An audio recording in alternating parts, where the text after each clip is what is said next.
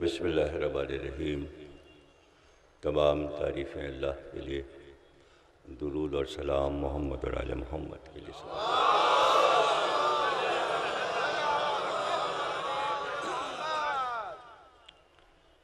عزائے سیدہ دیانت دولہ کی کربلا میں مسلسل سلسلے کی آج تیسری تقریر آپ حضرات سماعت فرما رہے ہیں۔ اعجاز بھائی نے اتنی مشکل بات بتا دی ہے کہ خطیب کو منبر پہ آنے کے لیے میثم تمار ہونا چاہیے۔ یہ دنیا کا سب سے مشکل کام ہے۔ یہاں تو چلیے ہندوستان میں تو میثم منبر پہ آ سکتے ہیں، لیکن جہاں ہم رہتے ہیں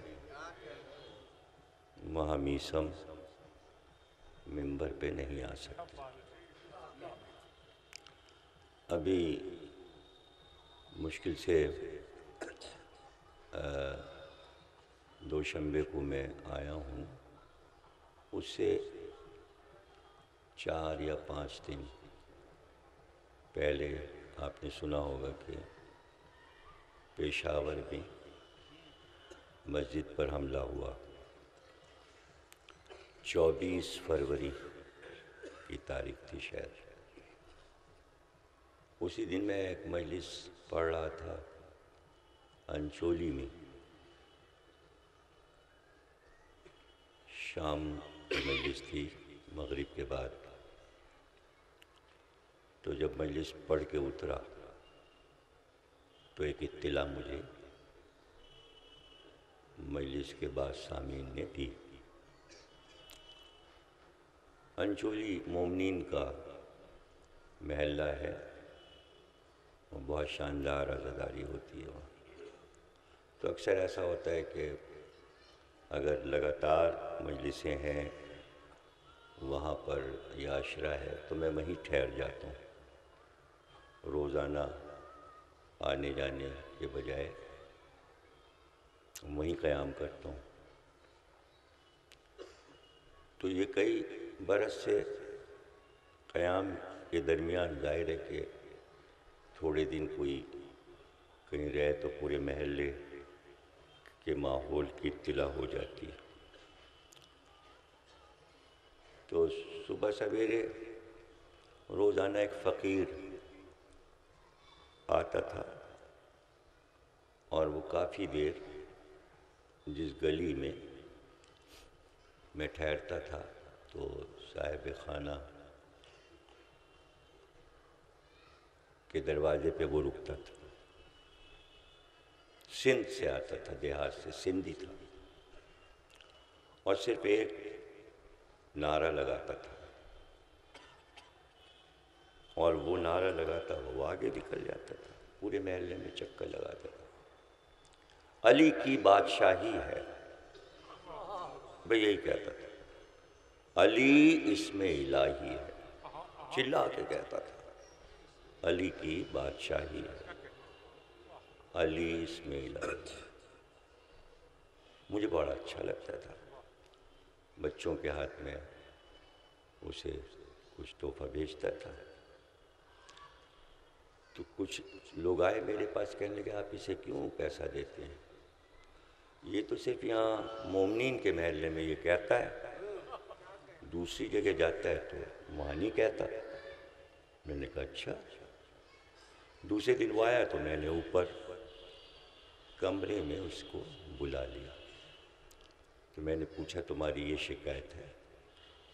تو اس نے کہا کہ جھوٹ بولتا ہے جس نے یہ کہا، میں پورے کراچی کے محلوں کی ہر گلی میں یہی کہتا ہوں، اور 3-4 بار مجھے مارا جا چکا ہے، میری پٹائی ہوئی ہے، بہت مارا مجھے۔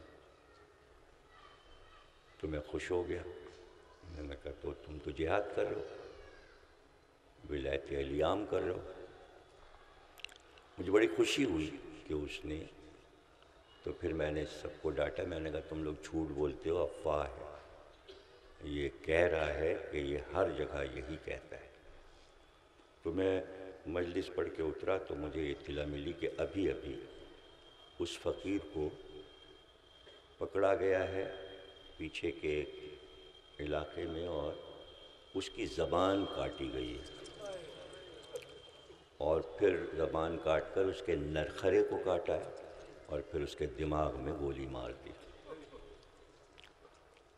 اب ظاہر ہے رات بھر مجھے نیند نہیں آئی اور میں پتہ لگاتا رہا، صرف فکر یہ تھی کہ اس کی میت کون لے گیا۔ پتہ چلا کہ پولیس لے گئی ہے، تو کئی پولیس والوں کو میں نے بھیجا کہ میت کا پتہ چل جائے۔ پریشان تھا کہ اس میثم صفت در علی کے فقیر کو کیا خراج عقیدت پیش کروں۔ کبھی دل میں آتا تھا مجلس کر دوں، اس کی ذکر کر دوں، کبھی کچھ سوچتا تھا۔ دوسرے تیسرے دن میرے کمپیوٹر پہ جو کام کرتے ہیں کمپوزر، انہوں نے بتایا کہ آپ کی ایک کتاب مکمل ہو گئی ہے جو پریس جا رہی ہے۔ میں نے کہا کون سی کتاب؟ انہوں نے کہا میثم تمار کی سوانح حیات، 250 صفحے کی۔ میں نے کہا اسے ابھی روک دو، 2 صفحے ہم اس کے بڑھائیں گے۔ اور پھر میں نے اس کی ہیڈنگ لگائی کہ ہمارے ملک میں 2015 میں بھی زبانیں کاٹی جاتی ہیں، صرف کوفے میں نہیں زبانیں کاٹی جاتی تھیں۔ اور پھر پورا واقعہ اس کا لکھ کر میں نے پیش لفظ میں رکھ دیا۔ اب ظاہر ہے کہ میثم تمار کی کتاب میں اس کا ذکر ہونا چاہیے تھا، اور آج ہم نے یہاں اس کا ذکر کر دیا۔ بڑے مرتبے ملے ہوں گے اس فقیر کو، اس میں کوئی شک نہیں کہ اعجاز بھائی نے کتنی سچی بات کہی کہ دنیا کا مشکل ترین کام ہے سچ بولنا، مشکل ترین کام۔ اور اسی لیے بار بار مولا علی کہتے تھے میثم کیا حال ہوگا تیرا جب میری محبت میں ولد الزنا تجھے بلائے گا اور تجھ سے کہے گا کہ علی کو برا کہو، تو کیا کرے گا؟ کہ مولا ایسا تو ہو ہی نہیں سکتا، کہ وہ تیری زبان کاٹ دے گا۔ کہ میں حق پر ہوں گا، میں حق پر ہوں گا۔ مولا نے کہا ہاں، سولی پہ چڑھایا جائے گا، زبان کاٹی جائے گی، ہاتھ پیر قطع کیے جائیں گے۔ پھر علی نے جگہ بھی دکھا دی، یہ ہے وہ جگہ، یہ درخت۔ تو پانی منایا اور علم بلایا سے واقف تھے۔ میثم ایک دن بیٹے نے آ کے بتایا درخت کٹ گیا اور 3 ٹکڑے کیے گئے درخت کو۔ آپ آئے بیٹے کو لے کے اور تینوں ٹکڑے الٹ پلٹ کے دیکھے، اور پھر کہا کہ اس ٹکڑے پر کیل گاڑ دو۔ یہ ٹکڑا تو وہ ہے جس پہ رشید حجری کو پھانسی دی جائے گی، اور یہ ٹکڑا وہ ہے جس پہ کیل گاڑی گئی، اس پہ مجھ کو سولی دی جائے گی۔ تو بیٹا کہتا ہے کہ جب میرے بابا کو سولی دے دی گئی تو میں نے جا کر اس درخت میں جہاں پہ کیل لگائی تھی اس کو دیکھا، تو وہ وہی ٹکڑا تھا جس پہ میثم نے کیل لگوائی تھی۔ تو یہ مرتبہ کہاں کسی کو مل سکتا ہے؟ ذرا آپ ہمیں بتائیے۔ کمبر نہیں بن سکتا کوئی، کمبر نہیں۔ سچ بولنا، سچ بولنا کتنا مشکل کام ہے۔ قومیں، پوری قومیں اگر جھوٹ پر آمادہ ہو جائیں تو جھوٹ پر ایکا ہو جاتا ہے۔ سب متفق ہیں جھوٹ بولیں گے، سمجھ گئے نا آپ؟ تو لندن میں میوزیم میں ایک ایسا شعبہ ہے کہ جہاں دور تک چلے جائیں ہر صدی، ہر دور کی انجیل رکھی ہے، ہر ملک کی، ہر زبان کے ترجمے کی، باتصویر، قلمی، چھپی، ہزاروں کی تعداد۔ اسی طرح توریت کا شعبہ ہے، اسی طرح قرآن کا شعبہ ہے۔ تو وہاں اطلاع ملی کہ وہ اصل انجیل جو نجران میں راہبوں نے لکھی تھی، وہ نسخہ بھی موجود ہے، اور یہ وہ نسخہ ہے کہ جو نجران کے راہب تہخانے سے نہیں نکلواتے تھے، کہ اصل بات پتہ چل جائے گی، سچ کا علم ہو جائے گا، اس لیے کہ سب جھوٹ پر متفق تھے۔ لیکن اللہ چاہتا تھا کہ جھوٹے سچ بولیں، اس لیے اللہ نے سچ اور جھوٹ کا مقابلہ کروا دیا، اس کا نام مباہلہ رکھا۔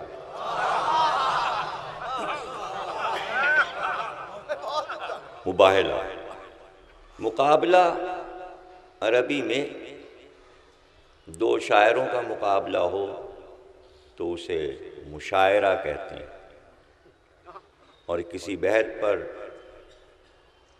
حق و باطل کو ثابت کرنا ہو تو اسے مناظرہ کہتے ہیں،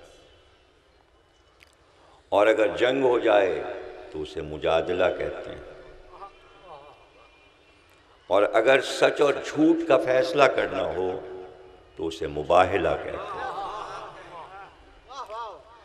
دیکھیے اتنا مشہور لفظ تھا مباہلہ کہ اگر حکم الہی سے رسول اللہ آنے والے وفد عیسائیوں سے کہہ رہے ہیں کہ مباہلہ ٹھہرا ہے، تو وہ کہہ سکتے تھے ہم نہیں جانتے مباہلہ کیا ہے، اس کے معنی ہوتا آیا تھا مباہلہ،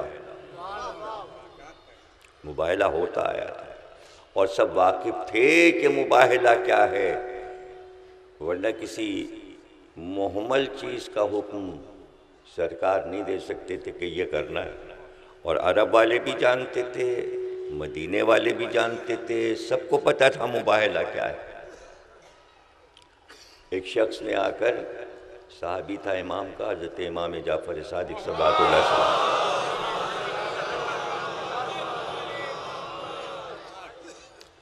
کا مولا دوست ہیں میرے، ساتھ اٹھتے بیٹھتے ہیں، اور وہ اذیت پہنچاتے ہیں، بحث کرتے ہیں، ہم دلیل میں آیتیں پڑھتے ہیں، حدیث سناتے ہیں، وہ کہتے ہیں نہیں یہ آیت یہاں کی نہیں ہے، یہ حدیث اس طرح ہے، دلیل ہی نہیں مانتے کوئی۔ جب بھی ہم آپ کی حقانیت پر گفتگو کرتے ہیں وہ تردید کر دیتے ہیں، اور پھر اس نے بتانا شروع کیا یہ حدیث سنائی آپ کی فضیلت میں، یہ حدیث سنائی، یہ سنائی، مانتے ہی نہیں۔ کیا کریں مولا؟ آنکھ میں آنسو آ گئے اس کے۔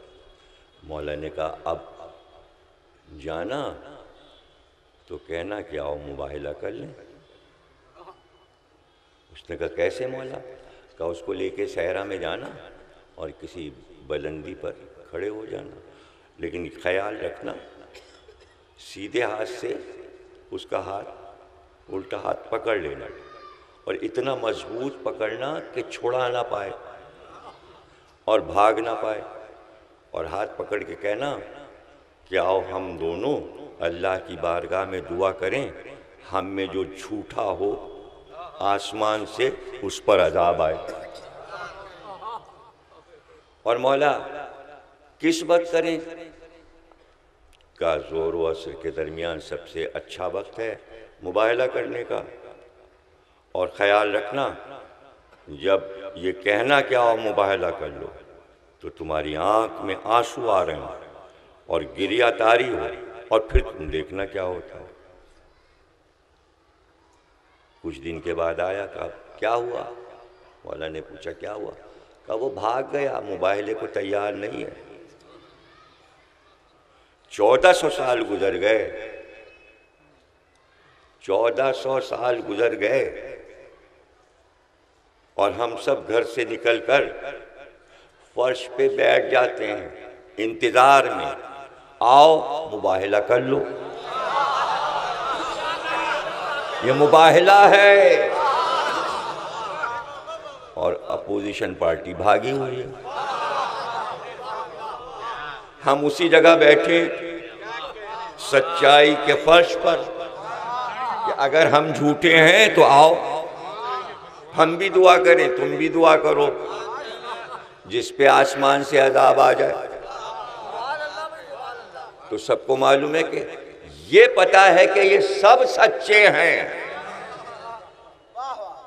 اور یہ بھی پتا ہے کہ ہم شدت سے جھوٹ بولتے ہیں۔ اس کا اقرار ہے۔ تو یہی مباہلہ ہے، اب وہ ہوا ہو یا نہ ہوا ہو۔ سرکار نے خطوط بھیج دیے تھے فتح مکہ کے بعد، بادشاہوں کو، قوموں کو، مذہبی پیشواؤں کو، رہنماؤں کو، کہ بھائی بس اب اسلامی اسلام ہے، اب تو یہی دین ہے، اللہ کا آخری دین ہے۔ تو خط ان کے پاس بھی پہنچا تھا، میٹنگ ان کی بھی ہوئی، عاقب اور سید اور یہ اور جتنے بڑے بڑے راہب تھے، کافی سندراز، وہ سب آ گئے اور خط پڑھا گیا۔ دعوت تھی، دین کی دعوت دی گئی تھی، کلمے کی دعوت دی گئی تھی، سرکار کا خط تھا، تحریر تھی۔ اب یہ بحث تو الگ ہے نا کہ کوئی پوچھے کہ بھئی جب امی تھے، نہ پڑھے تھے نہ لکھے تھے، خط کس نے لکھا، مضمون کس کا تھا، یہ سب بحثیں الگ ہیں۔ بہرحال سرکار کے خط اب بھی پائے جاتے ہیں، ہر سال یہاں جب سرفراز نکلتا تھا تو محرم نمبر میں حضور کے خط کا عکس چھپتا تھا، مہر والا، اور بھی لوگ چھاپتے ہیں، موجود ہے ترکی کے میوزیم میں، ایران میں، مختلف جگہ پر حضور کے خطوط کے عکس موجود ہیں۔ تو جو سب سے سندراس راہب تھا، جس کا نام سید تھا، اس نے کہا کہ یہ نبی حق ہے، میں تمہیں بتا رہا ہوں، تہخانے میں جو انجیل رکھی ہے میں نے وہ پڑھی، اور وہ انجیل لائی جائے۔ تو دیگر راہب غصے میں آئے اور انہوں نے کہا وہ انجیل نہیں نکالی جائے گی۔ اس نے کہا اگر انجیل نہیں نکالو گے تو پوری قوم عذاب میں مبتلا ہو جائے گی۔ پھر سب نے اصرار کیا، قوم نے، انجیل کو باہر نکالا گیا، اور پھر اس نے وہ آیتیں پڑھنی شروع کی جس میں آخری نبی کی بشارت حضرت عیسیٰ دے رہے تھے، اور اس کے بعد اس نے وہ آیتیں پڑھی کہ وہ نبی جس کا نام احمد ہوگا، اور جس کے بھائی اور داماد کا نام ایلیا ہوگا، جس کی بیٹی کا نام بتول ہوگا، اور جس کے دو نواسے شبر و شبیر ہوں گے، کہ یہ پہچان ہے اس سچے نبی کی، اور دیکھو وہ بلا رہا ہے، اس لیے تم چلے جاؤ چلے جاؤ، جانا چاہیے۔ تمام راہب تیار ہوئے اور بہترین لباس پہنے، ہاتھوں میں انگوٹھیاں، نگینے جڑے ہوئے انگوٹھیاں پہنی، بڑے اہتمام سے مدینے پہنچے۔ وقت مسجد میں پہنچا، سرکار کو سلام کیا کہ نجران سے یہ آئے ہیں نصرانی، وقت ملنا چاہتا ہے۔ حضور نے منہ موڑ لیا، دوسری طرف گئے، سلام کیا، آپ نے دوسری طرف منہ موڑ، باہر نکل کے کہنے لگے کیسا نبی ہے اور کیسے اخلاقیات ہے کہ ہم سلام کرتے ہیں اور وہ جواب نہیں دیتے۔ مولا علی نے فرمایا یہ انگوٹھیاں اتارو، یہ جو تم بادشاہ بن کے آئے ہو، تم تو دعوے دار ہو کہ تم فقیر منش لوگ ہو، اور یہ لباس، اس لیے سلام کا جواب نہیں مل رہا کہ مذہبی رہنماؤں کو زیب نہیں دیتا بادشاہوں کے لباس۔ تو جیسا مولا علی نے فرمایا تھا اسی طرح دوبارہ تیار ہو کر آئے، انگوٹھیاں اتار کے شاہی لباس اتار کے، اور پھر حضور نے استقبال کیا اور فرش پہ بٹھایا گیا اور گفتگو شروع ہوئی، اور پھر انہوں نے اپنا دین پیش کیا کہ ہم تثلیث کو مانتے ہیں، اللہ 3 ہستیوں میں ہے، ایک روح القدس، ایک عیسیٰ اور ایک مریم، یہی 3 مل کر رب بنتا ہے۔ آپ نے فرمایا ایسا نہیں ہے، تم غلط کرتے۔ اور پھر انہوں نے کہا کہ عیسیٰ خدا کے بیٹے ہیں، کہا کبھی تم تثلیث کہتے ہو اور کبھی کہتے ہو خدا کے بیٹے۔ عیسیٰ خدا کے بیٹے کیسے ہیں؟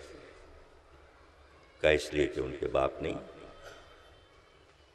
بوسی و جبریل امین سورہ آل عمران کی آیات لے کر اترے، اور اسی لیے اس سورہ کا نام سورہ آل عمران ہے، جس میں سرکار نے فرمایا کہ اگر یہ دلیل ہے کہ جس کے باپ نہ ہو وہ خدا کا بیٹا ہوتا ہے تو پہلے آدم خدا کے بیٹے ہیں، اس لیے کہ آدم کے تو نہ باپ ہے نہ ماں ہے، تو وہ زیادہ حقدار ہے کہ وہ خدا کے بیٹے ہوں۔ لیکن نہ ماننا تھا، انہوں نے کوئی بات نہیں مانی، اور پھر اس کے بعد آپ کو معلوم ہے مشہور ہے فَقُلْ تَعَالَوْا نَدْعُوا أَبْنَاءَنَا وَأَبْنَاءَكُمْ، اور شروع کیا فَمَنْ حَاجَّكَ فِيهِ مِنْ بَعْدِ مَا جَاءَكَ مِنَ الْعِلْمِ۔ اب کیسا جھگڑا کر رہے ہو جب علم آ چکا؟ پوری کائنات کے لیے یہ سلوگن اور میسج ہے کہ جب علم ہوتا ہے تو جھگڑا نہیں ہوتا۔ پتہ چلا جھگڑا وہیں ہوگا جہاں جہالت ہوگی۔ یہ آیت تو تمام قومیں لکھ کر اپنے یہاں تقسیم کریں کہ علم کے بعد جھگڑا نہیں ہوتا، اور جو لوگ علم میں کامل ہوتے ہیں کہ ہم کسی سے جھگڑا کیوں نہیں کرتے، اس لیے کہ ہر وقت ہم علمی باتیں کرتے ہیں، بھئی ہماری ہر محفل علم سے متعلق ہے، اس لیے ہم کسی سے جھگڑا ہی نہیں کرتے۔ یعنی دلیل موجود ہے تو جھگڑے کی، جس کے پاس دلیل نہیں ہوگی وہ ہر وقت جھگڑے پر آمادہ رہے گا۔ وہ کسی قوم، کسی مشرب سے ہو، کوئی بھی فکر رکھتا ہو، کسی ملک میں بستا ہو، کبھی بھی جو علم رکھتا ہے وہ کبھی کسی سے جھگڑا نہیں کرے گا۔ یہی درس آل محمد نے دیا ہے، اور آل محمد نے کسی سے جھگڑا کیا نہیں۔ ہاتھ جھگڑا کے معنی ہے جھگڑنا، جھگڑا کرنا۔ علم آ گیا، علم آ گیا، کیا ہے علم؟ کہاں آ گیا علم؟ پوچھ تو سکتے تھے نہ راہی، کسے کہہ رہے ہیں آپ کے علم آ گیا؟ تو ضروری تھا کہ علم آئے، اس لیے حکم دیا علم کو لاؤ، اگر تمہارے پاس علم ہے تو تم لاؤ، اور ہم بھی علم لا رہے ہیں، یہی علم ہے۔ بیٹوں کو لاؤ، نفس کو لاؤ،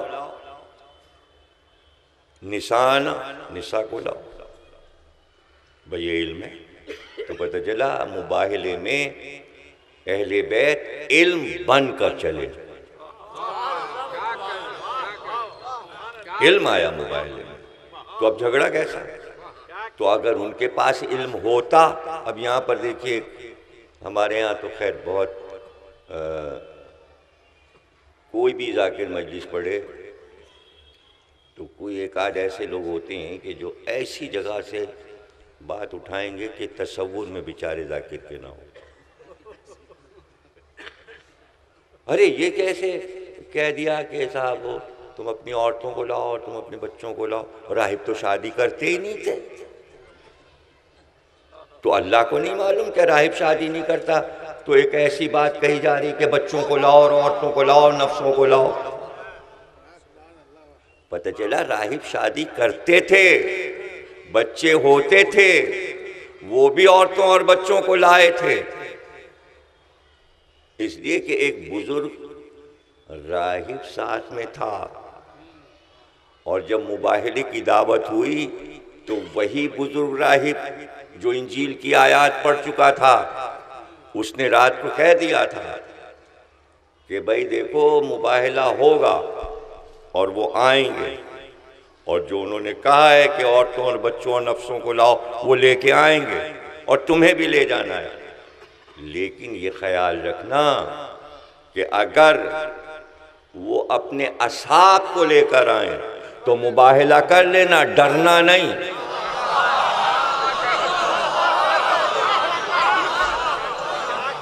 اور اگر اہل بیت کو لائیں تو خبردار مباہلہ نہ کرنا، تباہ ہو جاؤ گے۔ تو سب نے پوچھا کہ ایسا کیوں کہتے ہیں آپ؟ کہ اس لیے کہ ہر نبی کے صحابی میں جتنے انبیاء گزرے ہیں سب کے 10-12 صحابی تھے، حضرت عیسیٰ کے بھی 12 حواری تھے، انہی میں سے چند جھوٹے غدار بھی نکلے۔ تو صحابی میں ہمیشہ سچے بھی ہوتے ہیں اور جھوٹے بھی، اگر جھوٹ کی ملاوٹ ہوگی تو وہ شکست کھا جائیں گے مباہلے میں، یعنی کل کا کل سچا ہونا چاہیے۔ جیسے جنگ خندق میں کہا علی کل ایمان ہیں، مباہلے میں کل صداقت بنے ہوئے تھے اہل بیت، یعنی اتنا سا شائبہ نہ ہو۔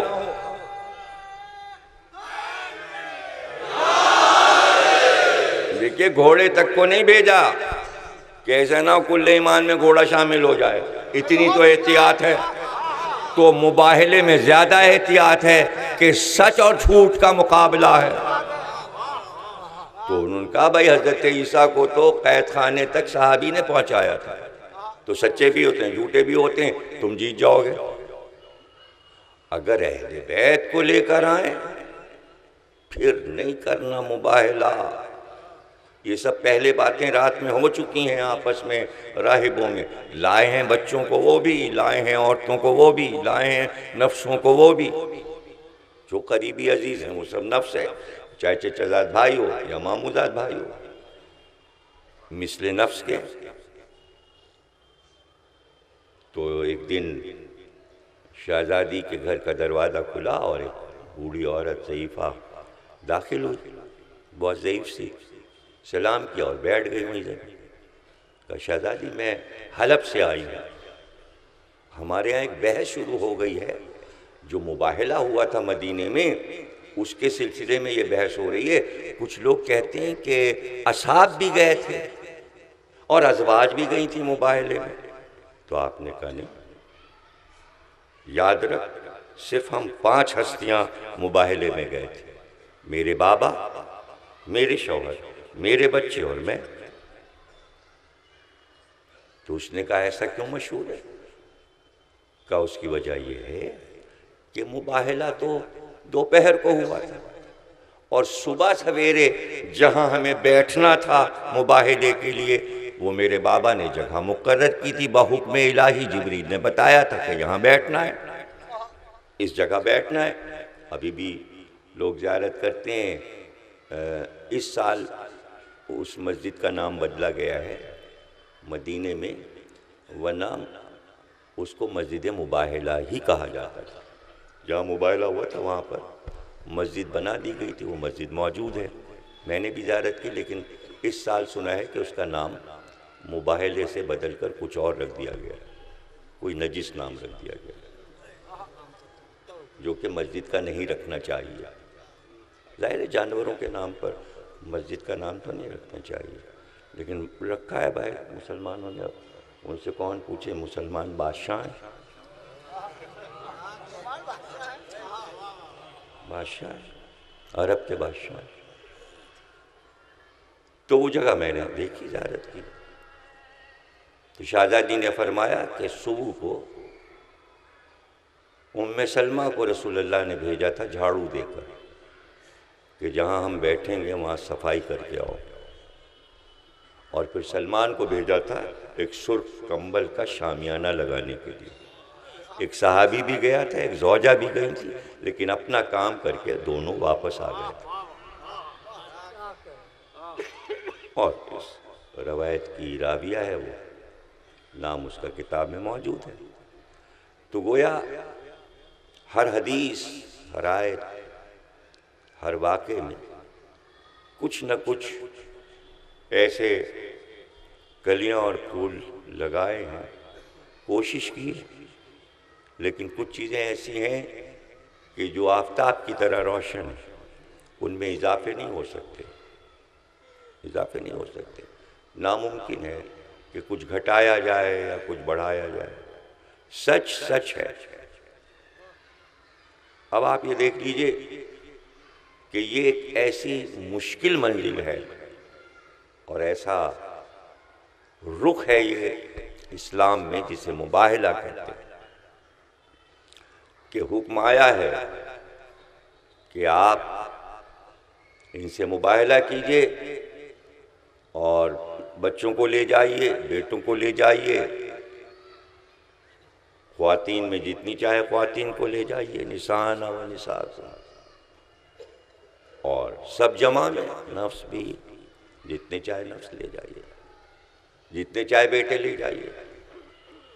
یہ ہے مشکل منزل، اس لیے کہ بات پیغمبر پر اللہ نے چھوڑ دی۔ قرآن میں آیت آ سکتی تھی کہ کئے عورتیں لے جائیے، کئے بیٹے لے جائیے اور کئے نفس لے جائیے، تو یہ پیغمبر پہ چھوڑ دی گئی بات۔ آیت آئی اور پیغمبر مسجد سے اپنے حجرے میں تشریف نہیں لے گئے، بلکہ سیدھے بیٹی کے دروازے پر آئے اور آتے ہی کہا، زہرا اپنے بدن میں ضعف محسوس کر رہا ہوں۔ شہزادی نے فرمایا اللہ آپ کو ضعف سے محفوظ رکھے۔ رسول اللہ نے کہا لاؤ چادر، یہ ہے حدیث قصہ، یوں شروع ہوتی کہ شہزادی فرماتی ہیں بعض ایام میں، بعض دنوں میں آتے رہتے ہیں، اور ایک دن یہ موقع بھی آیا کہ جب بابا آئے اور کہا میں اپنے بدن میں ضعف محسوس کرتا ہوں۔ پیغمبر نے کہا کہ چادر لاؤ۔ اب اس میں جملوں میں کچھ ربط آپ کو نظر آ رہا ہے؟ حدیث قصہ معرفت کے ساتھ سمجھنا۔ جو لوگ کہتے ہیں ہر شب جمعہ کیوں پڑھتے، ارے بھائی سمجھنا چاہ رہے ہیں اس لیے بار بار پڑھتے ہیں، تاکہ حدیث قصہ کی معرفت حاصل ہو جائے۔ معرفت حاصل کرنے کے لیے ایک ایک لفظ کو سمجھنا پڑتا ہے، اور یہ صرف آپ کے یہاں دستور ہے کہ ایک ایک لفظ سمجھایا جاتا ہے، لفظ، حرف، قرآن کا ہو یا حدیث کا ہو یا واقعہ کا ہو، یہ کہیں دنیا میں کہیں دستور نہیں. جو لوگ اپنے مذہب کا پرچار کرتے ہیں ان کے یہاں یہ دستور نہیں ہے، صرف آپ کے یہاں. اس لیے کہ آپ کے یہاں وہ ہستیاں آئیں کہ جو خود حرف تھے، خود لفظ تھے، خود لفظ کی روح تھے اور خود ہی علم تھے. تو اتنا دے گئے کہ 1400 برس سے بیان ہو رہا ہے، ختم ہونے کا نام نہیں آتا.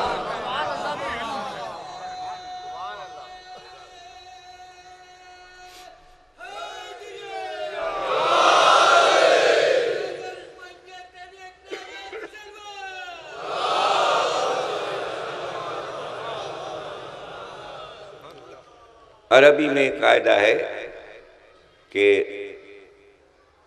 ہر چیز کے لیے کم اور زیادہ، بہت زیادہ، اس سے بھی زیادہ درجات ہیں.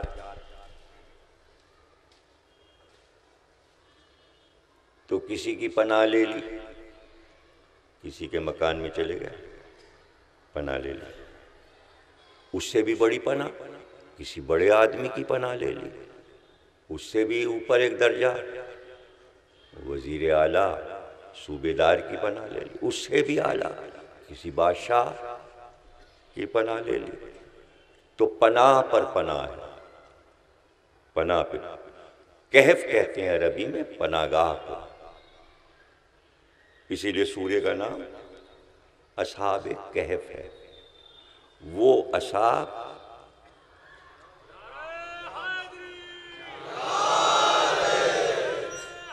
میں یہ چاہ رہا تھا کہ ابھی جو تقریر ہو رہی تھی وہ ظاہر ہے کہ لاؤڈ اسپیکر پر ہو رہی تھی، اور اب اس موقع سے کچھ فائدہ اٹھا لیجیے. تو آپ متوجہ ہیں جہاں تک بھی آواز پہنچے. دیکھیے اصل میں سمجھتا ہوں کہ عام طور سے مشہور یہی ہے کہ بھئی خلافت کا جھگڑا تھا. تو خلافت کا جھگڑا اگر تھا تو کبھی اس پر کسی نے سنجیدگی سے بیٹھ کر یہ سوچا کہ خلافت کا جھگڑا کس سے ہے اور وہ کیا ہے؟ تو ظاہر ہے کہ اس کی تفصیل یہی بتائی جاتی ہے کہ بھئی مومنین جو ہیں علی والے، وہ کہتے ہیں کہ علی کا حق جو تھا وہ خلافت کا پہلا تھا.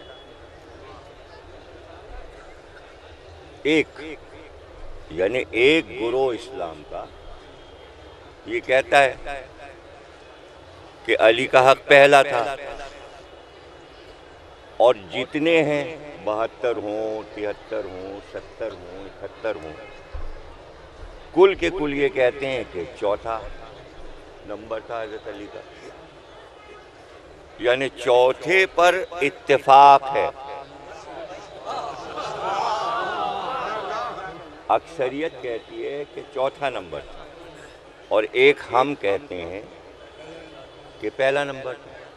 تو وہ جو بچ گئے 72 یا 73 جتنے بھی آپ کہیں، مختلف روایتیں ہیں، 70 سے لے کے اور 73 تک کی روایتیں ہیں، اور 74 تک کی بھی روایتیں ہیں.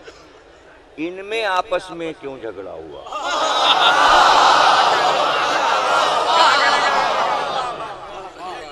یہ 72 ٹکڑوں میں کیسے بدلے؟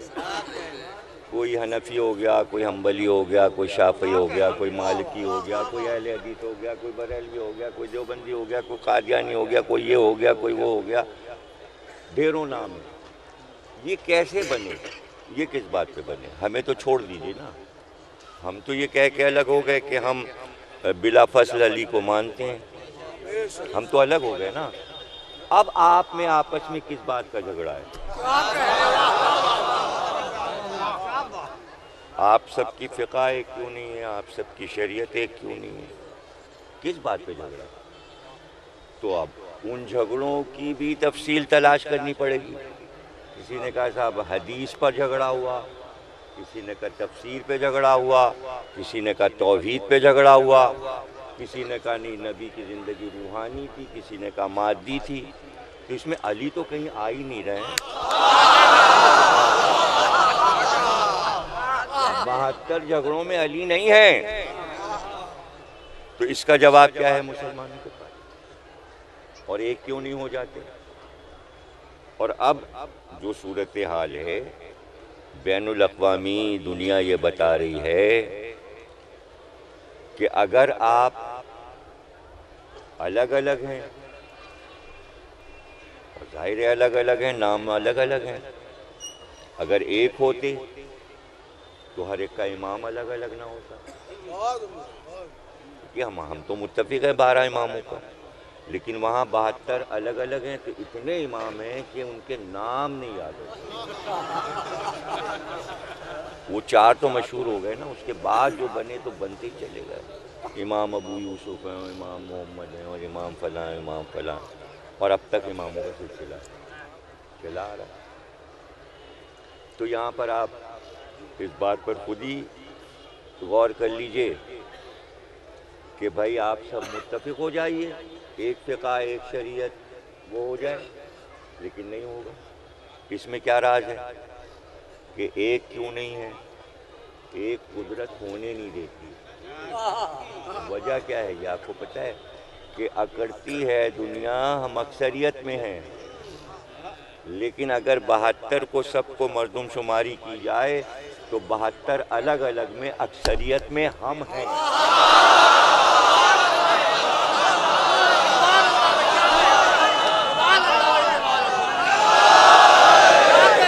اکثریت میں ہم ہیں۔ بین الاقوامی پریس نے بتایا کہ حاجی کتنے ہوتے ہیں؟ کئی ہزار ہوتے ہیں۔ اور عاشور کے دن اور چیلم کے دن کربلا میں کتنے ہوتے ہیں؟ دیکھیے حج میں 1000 میں ہوتے ہیں، کربلا میں کروڑوں میں تھے، کروڑوں میں تھے۔ اور وہاں پیسے لیے جاتے ہیں، پانی کے پیسے، کھانے کے پیسے، اس کے پیسے، اس کے پیسے، اور کروڑوں، کربلا میں کروڑوں کا کھانا، شبیلیں اور کھانا۔ کل جب لائٹ جائے گی تو پھر وہیں سے شروع کریں، اور یہ خبر ہو جائے گی کہ جب اندھیرا ہوتا ہے تو کچھ اور ہوتا ہے، تو کل لائٹ نہیں جائے گی، اس لیے کل لائٹ نہیں جائے گی۔ موقع ہی نہیں دیں گے، ارے بھائی لائٹ چلی جاتی کچھ اور پڑھا جا رہا ہے۔ صلوات پڑھیے۔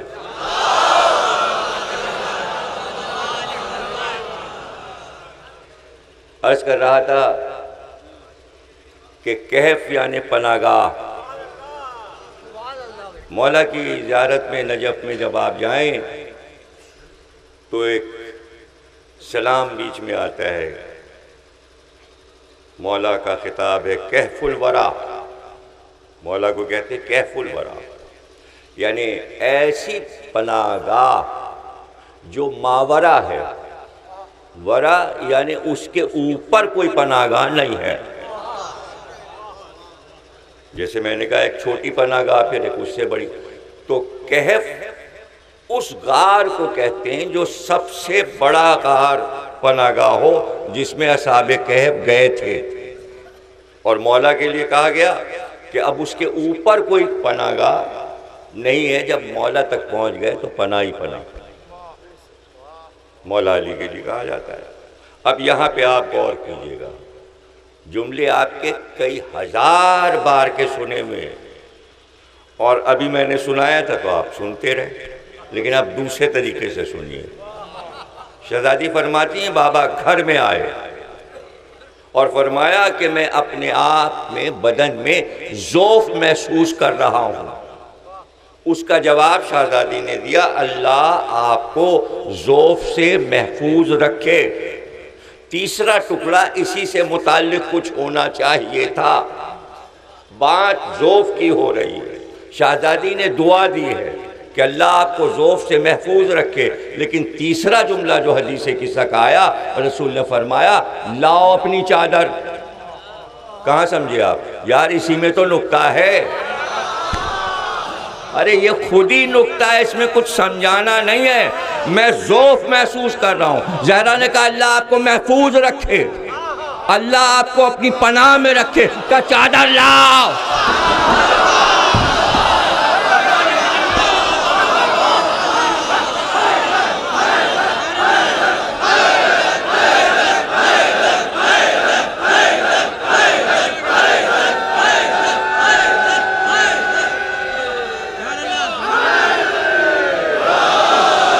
کہ چادر مجھے اڑا دو۔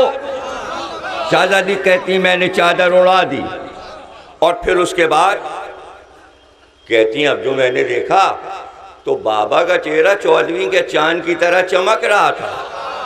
ذرا ہر حدیث قصہ کے جملے کے ربط کو ملاتے جائیے، یعنی ابھی آئے تھے تو پریشان تھے، چہرہ چمک رہا تھا، اس کے معنی اب اطمینان ہو گیا، یعنی زہرا کی چادر کی پناہ میں آ گئے۔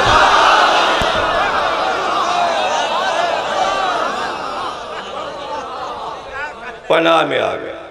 تو جب پوری رسالت زہرا کی چادر کی پناہ میں آ سکتی ہے تو امت کیوں نہیں آ سکتی؟ مگر امت اس قابل تو ہو کہ محشر میں زہرا کی چادر کی پناہ میں آ جائے۔ تو اب جو لوگ کہتے ہیں کہ صاحب اس پر بحث ہے کہ ذوف کیا چیز ہے، پیغمبر جو کہہ رہے ہیں تو عربی میں بہت سے لفظ ایسے ہیں کہ کہیں کچھ معنی ہوتے ہیں اور کہیں کچھ۔ سورہ نجم میں دیکھ لیجئے، نجم کے معنی ستارہ ہے، اور سورہ رحمان میں نجم کا لفظ آیا تو زمین پہ رینگنے والی بیل، چھوٹے چھوٹے پودے جو ہوتے ہیں انہیں نجم کہتے ہیں۔ عجیب ہے یہ عربی زبان میں، کیا کروں۔ کل بھی میں عرض کر رہا تھا کہ ہمارے اردو میں چاند چاند ہے، عربی میں نام بدل لیں۔ ہمارے یہاں شیر شیر ہے، ان کے نام بدل لیں، جیسے جیسے شیر کی حالت بدل رہی ہے وہ بدلتا جا رہا ہے۔ کبھی وہ حمزہ ہے، کبھی وہ لیس ہے، کبھی وہ عابس ہے، کبھی وہ عباس ہے، کبھی وہ صفدر ہے، کبھی وہ حیدر ہے، مختلف نام۔ یہ ناموں کے چکر میں اور معنی کے چکر میں ایک گھپلا ہوگا عربی میں۔ رسول نے کہا علی مولا ہیں، ان کا مولا، مولا کے معنی بھائی، مولا کے معنی پڑوسی، مولا کے معنی چچا زاد بھائی، مولا کے معنی غلام، مولا کے معنی مددگار، 18 معنی بتا دیے۔ کیونکہ 18 ذیلحج کو غدیر ہوئی تھی تو مولا کے معنی 18 بتا دیے۔ اب ہمارے اردو میں تو مولا کے ایک ہی معنی ہیں، 18 معنی نہیں ہیں۔ یہ اردو کا کمال ہے، عربی میں گھپلا ہو جاتا ہے، نہیں یہ معنی ہے، نہیں یہ معنی ہے۔ بھئی زبان میں وسعت ہے اس لیے ایسا ہو جاتا ہے۔ ہماری اردو میں اتنی وسعت نہیں ہے، بیچاری کے پاس زیادہ لفظ نہیں ہے تو عربی سے آگے نہیں بڑھی۔ لیکن مسئلہ کیا ہے؟ مسئلہ یہ ہے کہ اردو نے اہل بیت کی در کی کنیزی کی قسم کھا لی کہ میں اس گھر سے وفادار رہوں گی، اس لیے اس کو یہ انعام ملا کہ لفظ کے معنی نہیں بدلتے، لفظ کے معنی نہیں بدلے جاتے، لیکن عربی میں بدل جاتے ہیں۔ یہاں ذوف کے معنی تھر تھراہٹ، بدن کی تکلیف نہیں، یہاں ذوف کے معنی ہے افکار کا بوجھ۔ بھئی کیا افکار اور کون سے افکار کا بوجھ ہے کہ زہرا میں ذوف محسوس کر رہا ہوں؟ اس لیے کہ اللہ نے نبی پہ یہ چھوڑا ہے کہ بیٹوں میں کسے لے جاؤ، عورتوں میں کسے لے جاؤ اور نفسوں میں کسے لے جاؤ، تو زہرا ذرا چادر اڑا دو، میں تمہاری چادر کی پناہ میں آ جاؤں تو پھر لیٹ کر سوچوں کہ کسے کسے لے جانا۔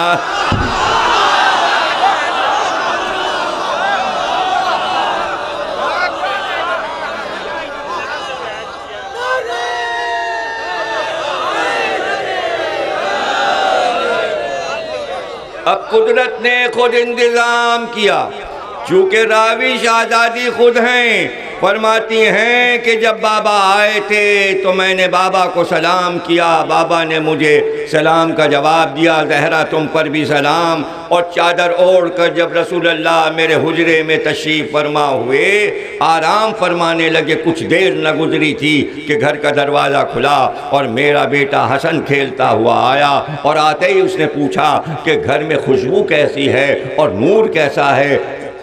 کہاں؟ چادر کے نیچے تمہارے نانا ہے۔ حسن چادر کی طرف بڑھے اور کہا یا رسول اللہ آپ پر سلام، اے نانا جان آپ پر سلام، اے میرے حوض کے مالک۔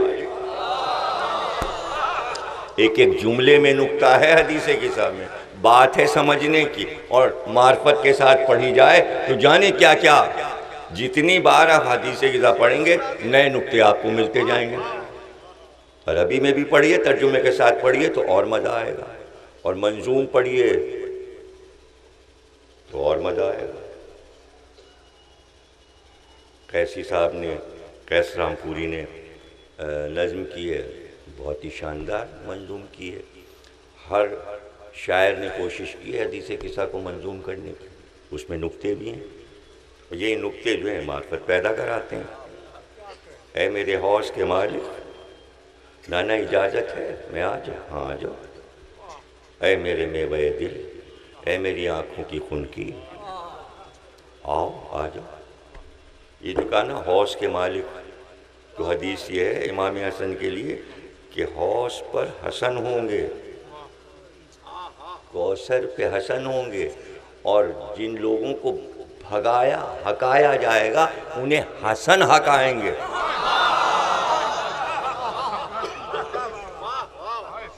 کہتی کچھ دیر نہ گزری تھی کہ میرا حسین گھر میں داخل ہوا۔ اماں آپ پر سلام، میرے لال تجھ پر بھی سلام۔ یہ نور کیسا ہے؟ کہ چادر میں تمہارے نانا ہے اور تمہارے بھائی حسن بھی۔ چادر کی طرف حسین بڑھے، نانا آپ پر سلام۔ ہاں میری شافع امت تجھ پر بھی سلام۔ وہ حوض کے مالک، یہ امت کی شفاعت کے مالک۔ شہزادی کہتی کچھ دیر نہ گزری تھی کہ علی گھر میں داخل ہوئے، کہا کہ فاطمہ تم پر سلام۔ میں نے کہا ابوالحسن آپ پر بھی سلام، یہ آج آپ کے گھر میں روشنی اور نور کیسا؟ کہا رسول اللہ بابا چادر کے نیچے ہیں اور آپ کے دونوں بچے بھی چادر کے نیچے ہیں۔ رسول اللہ آگے بڑھے، رسول اللہ آپ پر سلام، اے میرے خلیفہ تجھ پر بھی سلام، اے میرے وزیر تجھ پر بھی سلام، اور میرے لوا کے مالک تجھ پر بھی سلام۔ اجازت ہے چادر میں آ جاؤں؟ اذن دیا، آ گئے۔ شہزادی فرماتی میں اپنے کاموں سے فراغت پا کر چادر کے پاس پہنچی۔ میں نے کہا بابا آپ پر سلام، میری بیٹی تجھ پر بھی سلام، اے میرے ٹکڑے بزت منی، میرا ٹکڑا، میرا جگر، میرا دل، اذن آ جاؤ۔ زہرا کہتی میں بھی چادر میں آئی۔ جب میں چادر میں آئی تو اب حدیث قصہ کو بار بار پڑھیے گا۔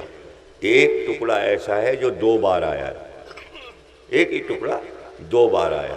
شہزادی فرماتی ہیں کہ جب ہم سب چادر میں آ گئے تو اللہ نے اپنی تمام مخلوقات کو عرش پر مخاطب کیا، اور اللہ فرما رہا ہے کہ نہیں بنائے یہ چاند سورج ستارے اور یہ فضا اور یہ ہوا اور یہ زمین اور یہ آسمان اور یہ سب کچھ، اور اس میں یہ چلتی ہوئی کشتیاں، کہاں چاند سورج ستارے زمین آسمان باغات، اس میں یہ پانی پہ چلتی ہوئی کشتیاں بادبان والی۔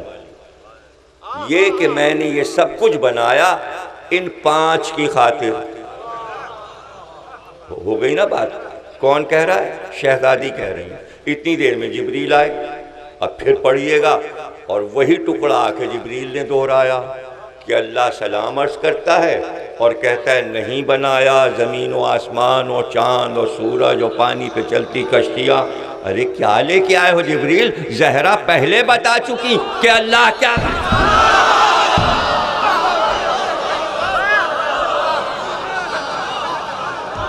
دوہرا رہے ہیں جبریل. پتہ چلا اہل بیت جو کہہ دیتے ہیں اس کو جب ریپیٹ کیا جائے تو اسی کو ذاکر کہتے ہیں. جبریل ذاکر بن کے آئے تھے, ذکر زہرا کرتے ہوئے آئے. تو عرش پہ جو ہو رہا تھا وہ زہرا دیکھ رہی تھی. تو حدیث قصہ سے ثابت ہے کہ عرش پہ جو کچھ ہوتا ہے اور وہاں اللہ جو کچھ کہتا ہے یہ دیکھ بھی رہے ہوتے ہیں اور سن بھی رہے ہوتے ہیں. تو یہ وہی کیا چیز ہے اور ملک لے کے کیا آ رہا ہے. اگر زہرا نہ بتاتی تو ہمیں پتہ بھی نہ چلتا کہ رسول اللہ سب دیکھ رہے ہوتے تھے, کچھ چھپا ہوا نہیں تھا. حدیث قصہ طے ہو گیا. کیا طے ہو گیا؟ افکار کا بوجھ تھا. میں سوچ رہا تھا کسے لے جاؤں. تو اتنی فکر کیوں ہے رسول اللہ کو؟ فیصلہ کر سکتے تھے علی کو لے جائیں گے, فاطمہ کو لے جائیں گے, حسن حسین کو لے جائیں گے. اتنا اہتمام کہ حدیث قصہ بنے اور صبح ہو تو مباہلے کے میدان میں یہ جائیں. مباہلے کی شب میں حدیث قصہ کا واقعہ ہوا ہے. دونوں چیزیں ملی ہوئی ہیں. مباہلہ قرآن ہے, یہ حدیث ہے. حدیث اور قرآن کو اللہ نے ملایا تاکہ حدیث قرآن سے سمجھ میں آئے اور قرآن حدیث سے سمجھ میں آئے. غور کر رہے ہیں نا آپ حضرات؟ توجہ ہے نا آپ کی؟ فیصلہ ہوا. سوال یہ فیصلہ رسول اللہ خود کر سکتے تھے کسے کسے لے جانا ہے. نزاکت کیا تھی؟ نزاکت یہ تھی کہ امت کے مسائل اتنے ہیں الجھے ہوئے جنہیں سلجھاتے سلجھاتے رسول کی زندگی گزر گئی. اور پھر مستقبل پہ بھی نظر ہے آگے کیا ہوگا. کچھ دنوں کے بعد یہ کہا جائے گا 4 بیٹیاں تھیں, نشانہ گنجائش تھی, لے جاؤ. تو پہلے فیصلہ ہو جائے تاکہ لوگوں کو پتہ چل جائے ایک ہی تھی, گنجائش تھی زیادہ عورتوں کی مگر لے ایک کو گئے. اگر ہوتی تو سبھی چلی جاتی. یعنی اتنی بیٹیاں نہیں تھیں, بیٹی ایک ہی تھی. اب رہ گیا نواسے کا مسئلہ. یہ بڑی نزاکت ہے, امت کے لیے بھی بڑا مسئلہ ہے, تاریخ کے لیے بھی بڑا مسئلہ ہے, فرشتوں کے لیے بھی بڑا مسئلہ ہے. مسئلہ ہی مسئلہ ہے. یہ کیا مسئلہ ہے؟ اس لیے کہ رسول اللہ کے بیٹے جو ماریہ قبطیہ سے تھے جناب ابراہیم وہ موجود تھے. امام حسین کے برابر ہی تو ہیں. تو مباہلے میں حسین کتنے بڑے تھے؟ جتنے بڑے وہ تھے اتنی بڑے جناب ابراہیم تھے. تو اگر بیٹوں کو لے جاتے تو یہ سوچ رہے ہیں نا بیٹا تو میرا اپنا موجود ہے, بیٹا تو میرا اپنا موجود ہے, اگر اسے چھوڑوں. یہ بڑی نزاکت ہے. میری کتاب ہے جناب سیدہ پہ 1500 صفحے کی, اس میں بڑی بحثیں میں نے یہ اٹھائی ہیں اور جوابات دیے ہیں. مولا علی سے پوچھا گیا کہ اگر ابراہیم بچ جاتے تو کیا ہوتا؟ آپ نے فرمایا اگر بچ جاتے, زمانی, اگر بچ جاتے یعنی زندہ رہ جاتے تو سچے نبی ہوتے. یہ روایت صحیح بخاری میں بھی آئی ہے. اور راویہ سے پوچھا گیا, انہوں نے کہا اگر زندہ رہتے تو نبی کے بعد نبی ہوتے, نبوت ختم ہی نہ ہوتی. اس لیے کہ نبی کا بیٹا نبی سے کمتر نہیں ہو سکتا اور نہ افضل ہو سکتا ہے. تو نبی ہوتا یعنی برابر ہوتا. یہ بحث ہے.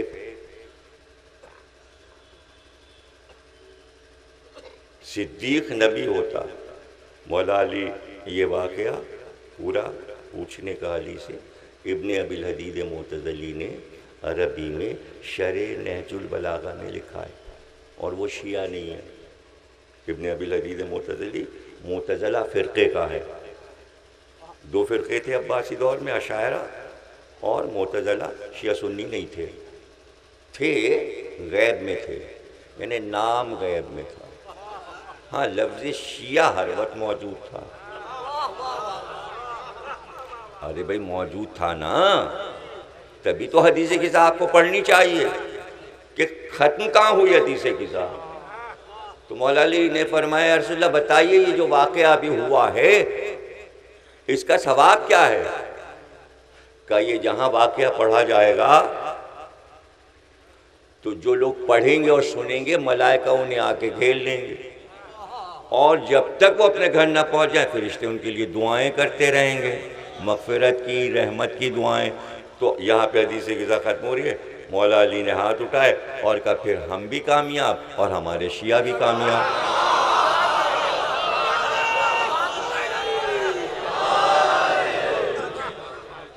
ہے نا بھائی، سب کی پڑھی ہوئی یار حدیث غذا۔ شب جمعہ تو باقاعدہ تمام درگاہوں وغیرہ پہ ہوتی، پھر سے پڑھ لیجئے گا، لفظ شیعہ آیا ہے اس میں۔ تو امام اس کو کہتے ہیں جو تنہا اپنی کامیابی کا اعلان نہ کرے، چونکہ علی کو مستقبل میں کہنا ہے فزت برب الکعبہ، میں کامیاب ہو گیا، پہلے کہہ دیا میری قوم بھی کامیاب ہے میرے ساتھ۔ ہاں، ناکامیاب قوم چھوڑ کے علی نہیں جا رہے، اور انبیاء نے ناکامیاب امتیں چھوڑی ہیں، وہ جناب صالح ہوں، جناب ہود ہوں، جن کے اوپر عذاب آئے، وہ سب ناکامیاب امتیں تھیں۔ علی کو یہ فخر ہے کہ میں اپنی قوم چھوڑ رہا ہوں جو کامیاب ہے، جسے کوئی ناکامیاب نہ کر پائے گا۔ یہ ہے حدیث غذا۔ تو یعنی یہ فیصلہ ہوا کہ رسول اللہ نے یہ فیصلہ کیا کہ میں زہرا کے گھر جاؤں، اور جو فیصلہ ہو جائے قدرت کو بھی پسند آئے، ورنہ میں کیا کروں، نواسوں کو لے جاؤں یا بیٹے کو لے جاؤں؟ بیٹے کو چھوڑنا اس بات کی دلیل ہے کہ آیت نے آ کر یہ کہا ابنانا و ابناکم، بیٹوں کو لے جاؤ، اور جو سگا بیٹا ہے اس کو مباہلے میں نہیں لے جا رہے۔ تو گھبراہٹ نہ ہو عالم اسلام کو اس جملے پر، گھبراہٹ نہ ہو۔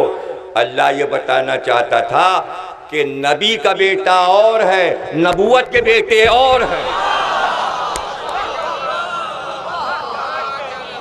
حسن اور حسین نبوت کے بیٹے ہیں۔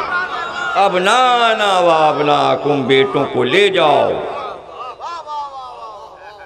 تو اب جو کچھ رشتہ ہے وہ نبوت سے ہے، نبوت سے ہے۔ تو حسن و حسین جا رہے ہیں۔ اب جانے کی شان اس لیے کہ بہت مجمع تھا صبح، اور یہ بھی لکھا ہوا ہے کہ رات کو لوگوں نے اپنی حجامتیں بھی بنوائی تھیں، بڑی ہوئی داڑھیاں بھی درست کی تھیں، آنکھوں میں سرما بھی لگایا تھا، زلفیں بھی جھاڑی تھیں، خاک چاڑ کے سلجھائی تھیں، اچھے اچھے کپڑے پہنے تھے کہ جیسے ہی رسول اللہ باہر نکلیں گے تو ہم سے کہیں گے تم بھی چلو، تم بھی چلو۔ سب سمجھ رہے تھے 22 رجب کے کنڈے ہیں جعفری صاحب کے یہاں سے، پورے شہر کو بلایا ہے، مہاراج کمار بھی آئیں اور راجہ صاحب بھی آئیں اور فلانے بھی آئیں اور نیر مجیدی بھی آ جائیں اور مہدی صاحب بھی آ جائیں اور احسن بھی آ جائیں اور عباس رضا نیر، آئیے گا ضرور حیدر میاں، آئیں گے، سب آئیں گے۔ تو تیاری تو ہوتی نا کہ بھئی جانا ہے، محفل میں جانا ہے، تو وہاں بھی تیاریاں تھیں، لیکن یہاں صحیح مسلم نے فیصلہ کیا۔ یہ حدیث غذا صرف آپ کے پاس چھپی ہوئی نہیں ہے، یہ صحیح مسلم میں بھی، صحیح مسلم، وہ بھی مسلم میں، بخاری میں نہیں، بخار والا معاملہ نہیں ہے، مسلم میں، جو بخاری کے بعد والی کتاب ہے صحیح، اس میں ہے کہ رسول جب برآمد ہوئے تو اپنی عبا میں، اپنی عبا کو ڈالے ہوئے، اس عبا میں فاطمہ تھی، علی تھی، حسن اور حسین، اور پھر پکار کر کہا یہ ہیں میرے اہل بیت۔ اور پھر وہ سفر مباہلے کا جو علم کا سفر ہے وہ شروع ہوا، اور پھر زمانے نے دیکھا مجمع ان کا بھی تھا، مجمع ادھر بھی تھا، تیاری پہلے سے تھی، شامیانہ لگ چکا تھا، جگہ صاف ہو چکی تھی، اور اب قافلہ چلا۔ کس کا قافلہ؟ پہلا جملہ تقریر کا میں نے کہا تھا مسئلہ سچ اور جھوٹ کا ہے، سچوں کا قافلہ چلا، اس لیے کہ قرآن کہہ چکا تھا کونوا مع صادقین، سچوں کے ساتھ ہو جاؤ۔ امت ڈھونڈتی پھرتی کون سچے ہیں، کس کے ساتھ جائیں، اس لیے کہ لقب بھی تو سچوں کے مل گئے ہیں،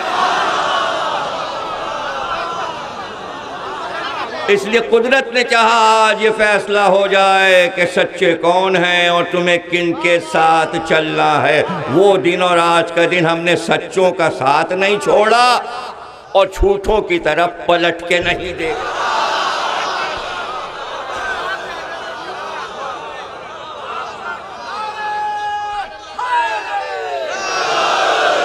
ماشاءاللہ جزاک اللہ کے بیچ میں ایک گیپ بھی ہوا اور اس کے بعد مجلس شروع ہو گئی اور آپ اسی طرح ماشاءاللہ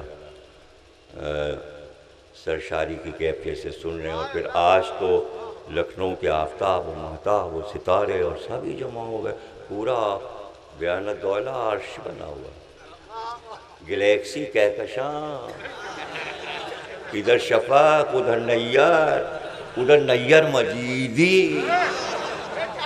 ادھر نیر جلادی، کہکشاں، بیچ میں جعفری صاحب۔ جعفری آپ کو پتہ ہے پھول کا نام ہے، جعفری پھول کا نام ہے، جعفر نہر کا نام ہے، اور پھر ناموں میں کتنے آپ دیکھیے فضائل ہیں نواب صاحب کے نام میں، اور پھر ذاکر میر انیس کا مرثیہ، اور پھر آفتاب مرثیہ خانی۔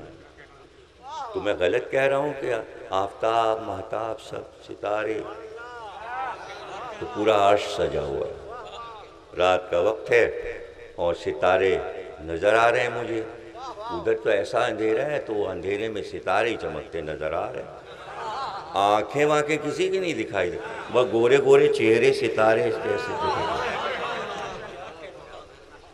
خدا کی قسم مجھے ایک بھی کالا نہیں نظر آ رہا، ایک بھی، قسم کھا رہا ہوں، نہ ادھر نہ ادھر نہ ادھر۔ یہی تو مولا نے کہا کامیاب ہیں، صورت میں کامیاب، سیرت میں کامیاب، ایمان میں کامیاب، آخرت میں کامیاب، عقیدے میں کامیاب، ارے سب سے بڑی کامیابی ولایت علی میں۔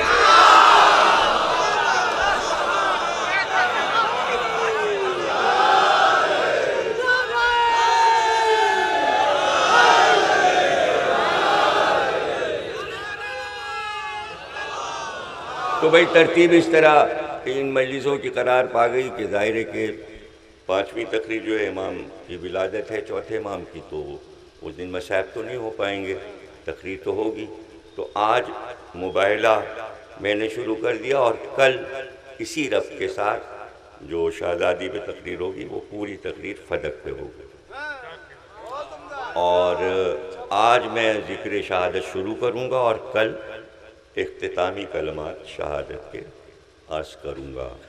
یہ ہے ترتیب جو میں نے آپ کو بتا دی تاکہ ذہن میں رکھیے گا، اور مباہلہ جو ہے وہ اب اختتام کی طرف بڑھ رہا ہے، اس لیے کہ کارواں نکل چکا، اور ترتیب یہ بتائی گئی کتابوں میں کہ یوں چلے کہ رسول اللہ اور پہلو میں امام حسن اور گود میں امام حسین، اور رسول اللہ کے پیچھے شہزادی کونین اور سب سے پیچھے مولا علی۔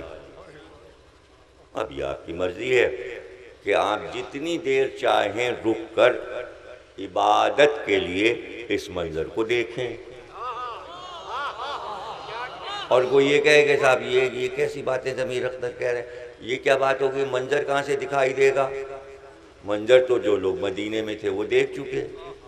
نہیں، ہر امام کا ارشاد ہے کہ تم سے افضل ہوں گے وہ جو آج سے 1000 برس کے بعد آئیں گے، وہ افضل ہوں گے میرے چاہنے والے۔ صاحب نے کہا یہ کیسے؟ کہ تم دیکھ کے ایمان لا رہے ہو نا، دیکھ کے محبت کر رہے ہو۔ افضل وہ ہیں جو دل کی آنکھوں سے جب چاہیں منظر دیکھ لیں، تو کوئی ایسا نہیں ہے جو یہ انکار کرے کہ اس کو مباہلہ اس وقت نظر نہیں آ رہا۔ یہ چلا مباہلے کا کارواں، اور یہ پہلو میں حسن ہیں اور گود میں حسین ہیں، اور پیچھے چادر میں سیاہ چادر میں شہزادی کونین ہیں، اور اس طرح یہ کارواں ترتیب پایا ہے اس طرح ترتیب پایا ہے کہ آج بہت سے فیصلے ہو جائیں، یہ سچے جا رہے ہیں، ان کے پیچھے چلنا ہے، ان کی بات ماننی ہے، سچوں کے ساتھ ہو جاؤ۔ قرآن میں کہیں یہ نہیں کہا گیا سچ بولا کرو، ایک آیت بھی ہو تو کل لے کے آئیے گا ڈھونڈ کے، اس لیے کہ دنیا کا مشکل ترین کام ہے سچ بولنا۔ یہیں سے تو تقریر شروع ہوئی ہے، میسم سے بات شروع ہوئی، سچ بولنا مشکل ہے۔ اللہ کو پتا تھا کہ اگر میں کہہ دوں کہ سب کو سچ بولنا واجب ہے تو میسم تو ایک ہی نکلے گا، قمبر تو ایک نکلے گا، سلمان تو ایک ہوگا، ابو ذر ایک ہوگا، مقداد ایک ہوگا، عمار ایک ہوگا، سب تو نہیں میسم بنیں گے، تو سب عذاب میں مبتلا ہو جائیں گے۔ کہا مان ہی نہیں رہے، کوئی سچ بول ہی نہیں رہا۔ تو اب آپ دیکھیں، ہم بچپن میں ہمارے استاد پڑھاتے تھے تو کہتے تھے دیکھو ہمیشہ اچھی صحبت رکھو، اچھوں کے ساتھ بیٹھو۔ اب وہ اس کی تشریح کرتے تھے، وہ کہتے تھے دیکھو نہ پڑھے کوئی نماز اور اتفاقاً کوئی مولوی صاحب سے کام ہو، مسجد میں چلا جائے اور پھر نکلے مسجد سے، تو لوگ کہیں گے نمازی مسجد سے نکلے، اور کہیں تاڑی خانے میں کوئی دوست ہو اس کو اٹھانے گیا ہو اور وہاں سے نکلے، حالانکہ نہ وہاں ملوث ہوا نہ یہاں ملوث ہوا، لیکن صحبت نے منظر وہاں کا بھی دکھا دیا، یہاں کا بھی دکھا دیا۔ بھئی آپ جیسا سمجھنے والا ہو، ذہین مجمع ہے لکھنؤ کا، تو آسان بات بتا دی، سچوں کے ساتھ ہو جانا، پھر کیا مجال کوئی تمہیں جھوٹ کہے۔ امت نے عجیب فیصلہ کیا، جھوٹوں کے پاس جا کے بیٹھ گئے۔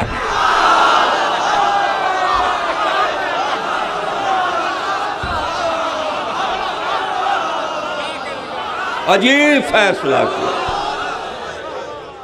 عجیب فیصلہ کیا، ہم جمے بیٹھے ہیں، سچوں کے ساتھ ہیں، اس لیے ہم بھی سچے ہیں، ہم نے کبھی جھوٹ بولے ہی۔ دین کا معاملہ، دین کے معاملے میں جھوٹ نہیں بولا، جتنا ہے قرآن میں اتنا ہی کہتے ہیں، نہ گھٹاتے ہیں نہ بڑھاتے ہیں، حدیث میں بھی نہ گھٹایا نہ بڑھایا، سیدھی سی بات کہی پیغمبر نے، میں شہر علم ہوں، علی اس کا دروازہ ہے، نہ میں نے اس میں کھڑکی لگائی نہ چھت لگائی۔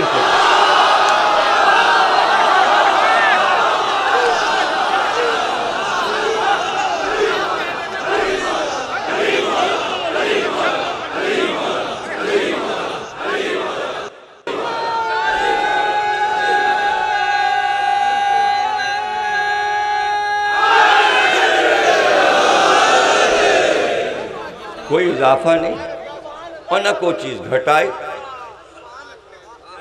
نہ بڑھائے، اس لیے کہ سچوں کے ساتھ ہیں، سچوں کے فیصلے ہیں، جو انہوں نے کہہ دیا وہ کرنا ہے، اس لیے ہم اپنی طرف سے کیوں کریں، ہمیں کیا حق ہے کہ ہم فیصلے کریں۔ اب لوگ فیصلے کرتے رہیں، اس لیے کہ لوگوں نے کچھ ایسے علوم بنائے ہوئے ہیں جن کے ذریعے سے وہ فیصلے کرتے ہیں، اذان میں ہو کہ نہ ہو، تشہد میں ہو کہ نہ ہو، ہمیں کیا پتا، سچوں نے جو کہا ہے وہ کرتے رہیے۔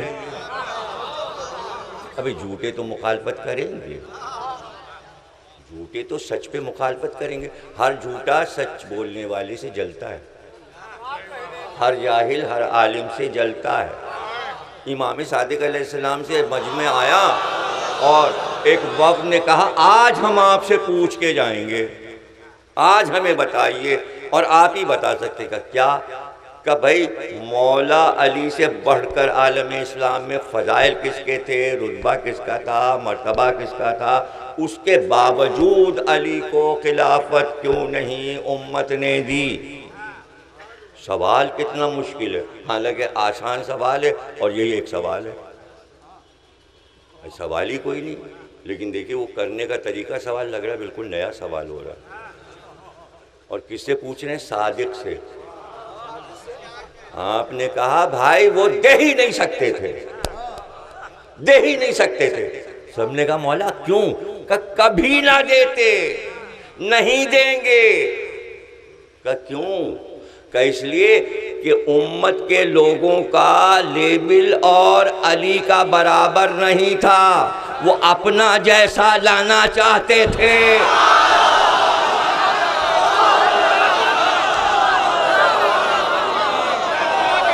لے آئے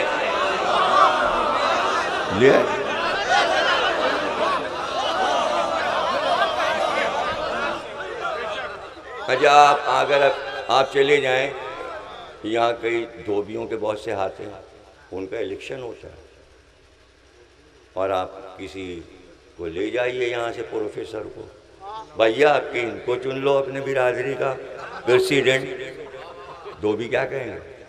چلیے جائیے، آ کے ہمارے ساتھ کپڑے دھوئیے، گومتی چلیے، لادی لاد کے چلیے، کپڑوں میں صابن لگائیے، سوڈا لگائیے، استری کیجیے، کپڑے سکھائیے الگنی پہ گومتی کے کنارے، اور پھر شام کو کپڑے سمیٹیے اور گدھا لے کے آئیے اور گدھا لے کے جائیے۔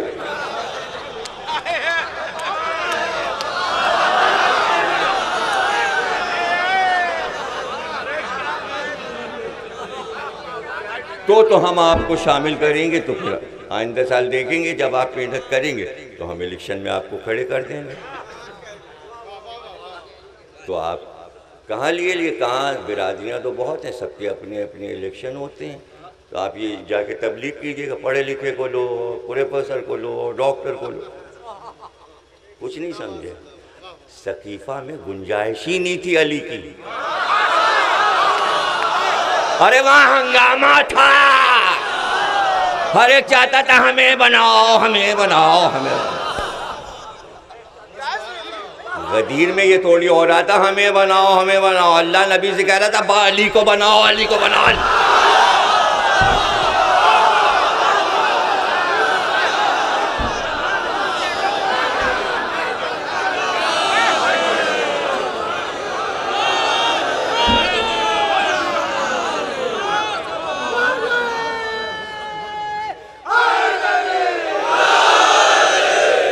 قدرت کی طرف سے رسالت کے پاس عہدے بہت ہیں، نبوت بھی ہے، رسالت بھی ہے۔ علی کے پاس کئی عہدے ہیں، ولی بھی ہیں، امام بھی ہیں، حسن حسین ولی بھی ہیں، امام بھی ہیں، حجت بھی ہیں۔ زہرا بی بی کے پاس نہ رسالت ہے، نہ نبوت ہے، نہ امامت ہے، عصمت کبریٰ،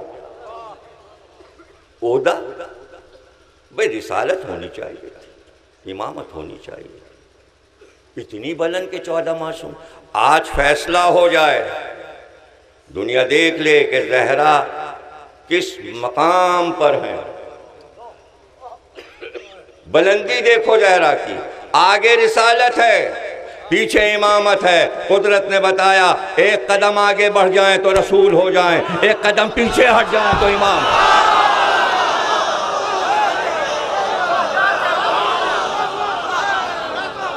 ایک قدم کا فاصلہ ہے رسالت میں، ایک قدم کا فاصلہ ہے امامت میں، اس لیے کہ عصمت مشترک ہے، عصمت کے بغیر نہ رسالت ملتی ہے نہ امامت، اس لیے مرکز میں زہرا کو رکھا،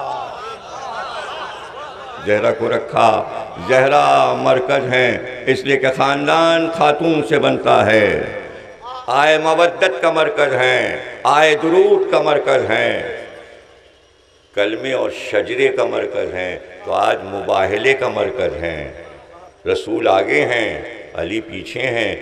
قدرت چاہتی ہے کہ نقش قدم، چونکہ ننگے پیر چل رہے تھے، نالینیں پہن کے نہیں جا رہے تھے، نہ رسول کے پیر میں نالین تھی، نہ زہرا کے پیر میں نالین تھی، نہ امام حسن کے پیر میں نالین، نہ حضرت علی کے، ننگے پیر جا رہے، نقش بن رہے، مباہلے کے نقش بن رہے ہیں۔ اس لیے قدرت یہ چاہتی ہے کہ رسول کا نقش بنے تو اس پہ زہرا کا نقش بنے، جب زہرا کا نقش بن جائے تو اس پہ علی کا نقش بنے، یعنی زہرا کے نقش قدم نہ زمین دیکھ سکے نہ آسمان دیکھ۔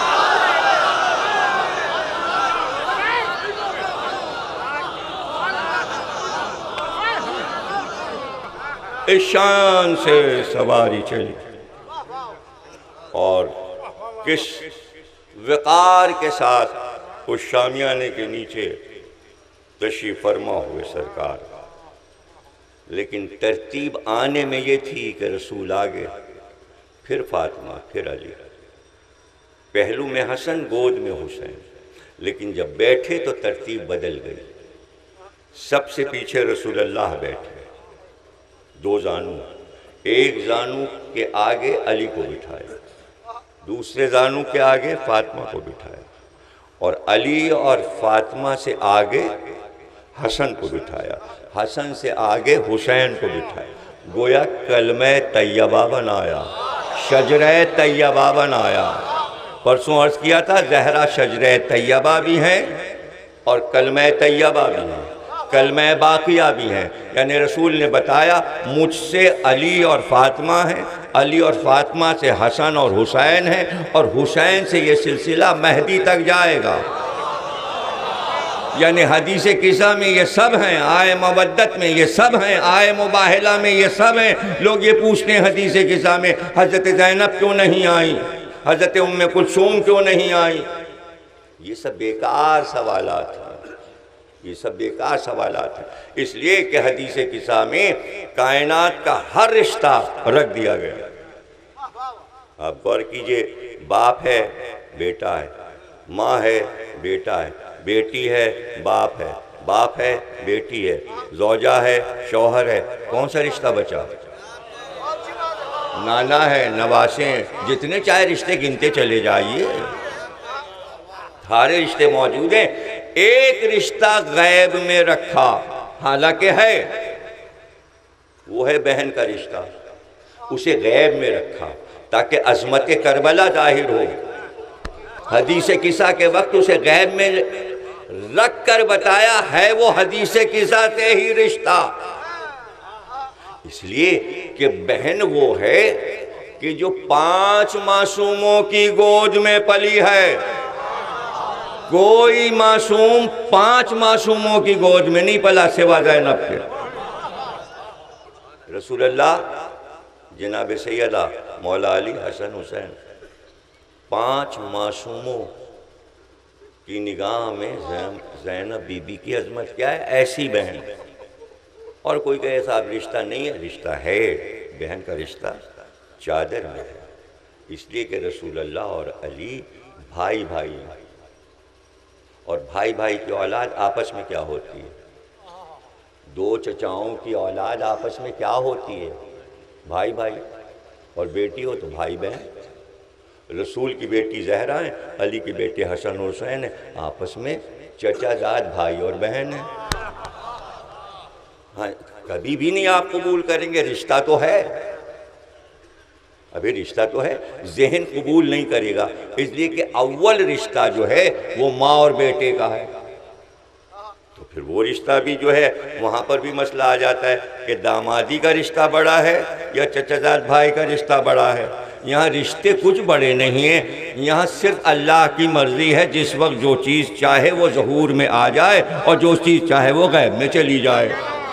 اب یہاں پر دیکھیں ظاہر کیا یہ ہے شجرہ، اور عالم یہ ہے کہ بادل چھانے لگے، آندھی آنے لگی، زمین کانپنے لگی، پرندوں نے پر ڈال دیے، پرندے درختوں سے گرنے لگے، عیسائیوں نے چاروں طرف دیکھا، آثار دیکھ لیے عذاب کے، اور بے اختیار کہا ہم وہ چہرے دیکھ رہے ہیں، اگر یہ اشارہ کر دیں تو پہاڑ اپنی جگہ سے ہٹ جائیں۔ کائنات میں کیا کچھ نہیں ہے، یہ کہہ سکتے تھے یہ چاہیں تو سورج پلٹ آئے، یہ چاہیں تو چاند ٹوٹ جائے، یہ چاہیں تو ستارے کو بلا لیں، یہ پہاڑ کہاں سے آ گیا بیچ؟ ارے مشکل بات میں یہی تو کہتے تم نے تو اس بات کو پہاڑ بنا دیا، پھر بھی نہیں سمجھے آتے۔ بھئی آپ ہی تو کہتے ہیں کہ اب آیا اونٹ، مدینے میں بہت سے اونٹ تھے، پہاڑ کے نیچے نہیں آئے تھے۔ پہاڑ کو سمجھیے کیا ہے، مشکل کام ہے، تم نے تو اس کام کو پہاڑ بنا دیا۔ لیکن یہ عیسائیوں کو پہاڑ کیسے یاد آ گیا؟ اس لیے کہ توریت اور انجیل میں اتنی آیتیں پہاڑ کے بارے میں ہیں، اور قرآن میں، اور قرآن نے بھی اسی کو دہرا دیا کہ بھئی جب توریت موسیٰ نے کہا کہ میں پیش کرتا ہوں، انہوں نے کہا نہیں لیں گے، تو اللہ نے کہا ایسا کرو کوہ طور پہاڑ اٹھاؤ اور اٹھا کے ان کے سروں پہ لے آؤ، اور جناب اٹھایا موسیٰ نے کوہ طور پہاڑ، اتنا بڑا ہمالیہ پہاڑ سے بھی بڑا، اور لا کے سر پہ رکھ دیا اور کہا ابھی گرتا ہے یہ، اور یہ سب پناہ مانگنے لگے۔ تو انہوں نے دیکھا موسیٰ پہاڑ اٹھا سکتے ہیں، تو انجیل و توریت کو بھئی یہ پتا تھا سب سے بڑا کام ہے پہاڑ کو اپنی جگہ سے ہٹا دینا، یہ اشارہ کر دی تو پہاڑ اپنی جگہ سے ہٹ جائے۔ وہ چہرے دیکھ رہے ہیں، کیا کہنا ان کی معرفت کا۔ اب دیکھیے طاہر جرملی صاحب یاد آ گئے، وہ پوری آیت میں نے نہیں پڑھی تھی کہ فیصلہ ہونے جا رہا ہے، لعنت اللہ علی الکاذبین، جھوٹوں پر آج خدا کی لعنت قرار دی جائے گی۔ جب مباہلہ پڑھتے تھے طاہر بھائی تو کہتے تھے آیت رکی رہی مباہلے کے میدان میں، ادھر جاؤں کہ ادھر جاؤں، تو اللہ نے آیت سے کہا ٹھہری رہے، اس لیے کہ وہ مقابل سے بھاگ گئے۔ بڑا اچھا جملہ کہتے تھے طاہر بھائی، اور یہ پہلی بار یہ جملہ میں نے شہنشاہ بلڈنگ میں نخاس کے میلاد میں سنا تھا طاہر بھائی سے، جملہ اس وقت یاد آ گیا۔ تو انہوں نے کہا کہ بھئی وہ ہٹ گئے مقابل سے، اس لیے ہمارے ہاں عیسائیوں پہ تبرہ نہیں ہوتا۔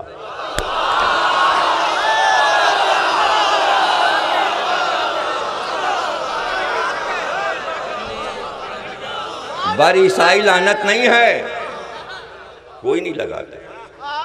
تو اب پتہ چلا فیصلہ اس لفظ کا تے بے رے الف کا جو ہوا قرآنی، وہ اس پر ہوا جو ان کے مقابل ڈٹ جائے اس پر ہوگا، جو بھاگ جائے مقابلہ نہ کرے اس کی کیا بات ہے۔ اب جو بھی ڈٹا مجھے کیا پتا آپ کیا کیا دیکھ رہے ہیں اور کیا دیکھ رہے ہیں۔ تو آیت نے بھی اپنے فیصلے بار بار سنا دیے، تم ڈٹے رہو گے تو میں بھی ڈٹی ہوں۔ آیت بھی کربلا تک ڈٹی رہی، اور آیت نے تو سفر کیا، پہلے جھانک کے سقیفہ میں دیکھا یہ آیت، وہاں سے نکلی تو اور میدان دیکھ لیے ظلمات کے، وہاں بھی دیکھائی اور وہاں بھی دیکھائی، مکے مدینے آ رہی ہے جا رہی ہے یہ آیت، سفر کر رہی ہے اور لوگوں کو دیکھ رہی ہے، پھر جمل میں پہنچ گئی، پھر صفین میں پہنچ گئی، پھر نہروان میں، آخر میں کربلا میں پہنچ گئی۔ اور کربلا اس کو ایسی جگہ مل گئی کہ وہاں رک کے اس نے کہا اب میں یہاں سے بیٹھ کے دیکھوں گی کون کیا کر رہا ہے، اور یہیں سے میسج بھجوا دوں گی، اس پہ لعنت اس پہ لعنت اس پہ لعنت۔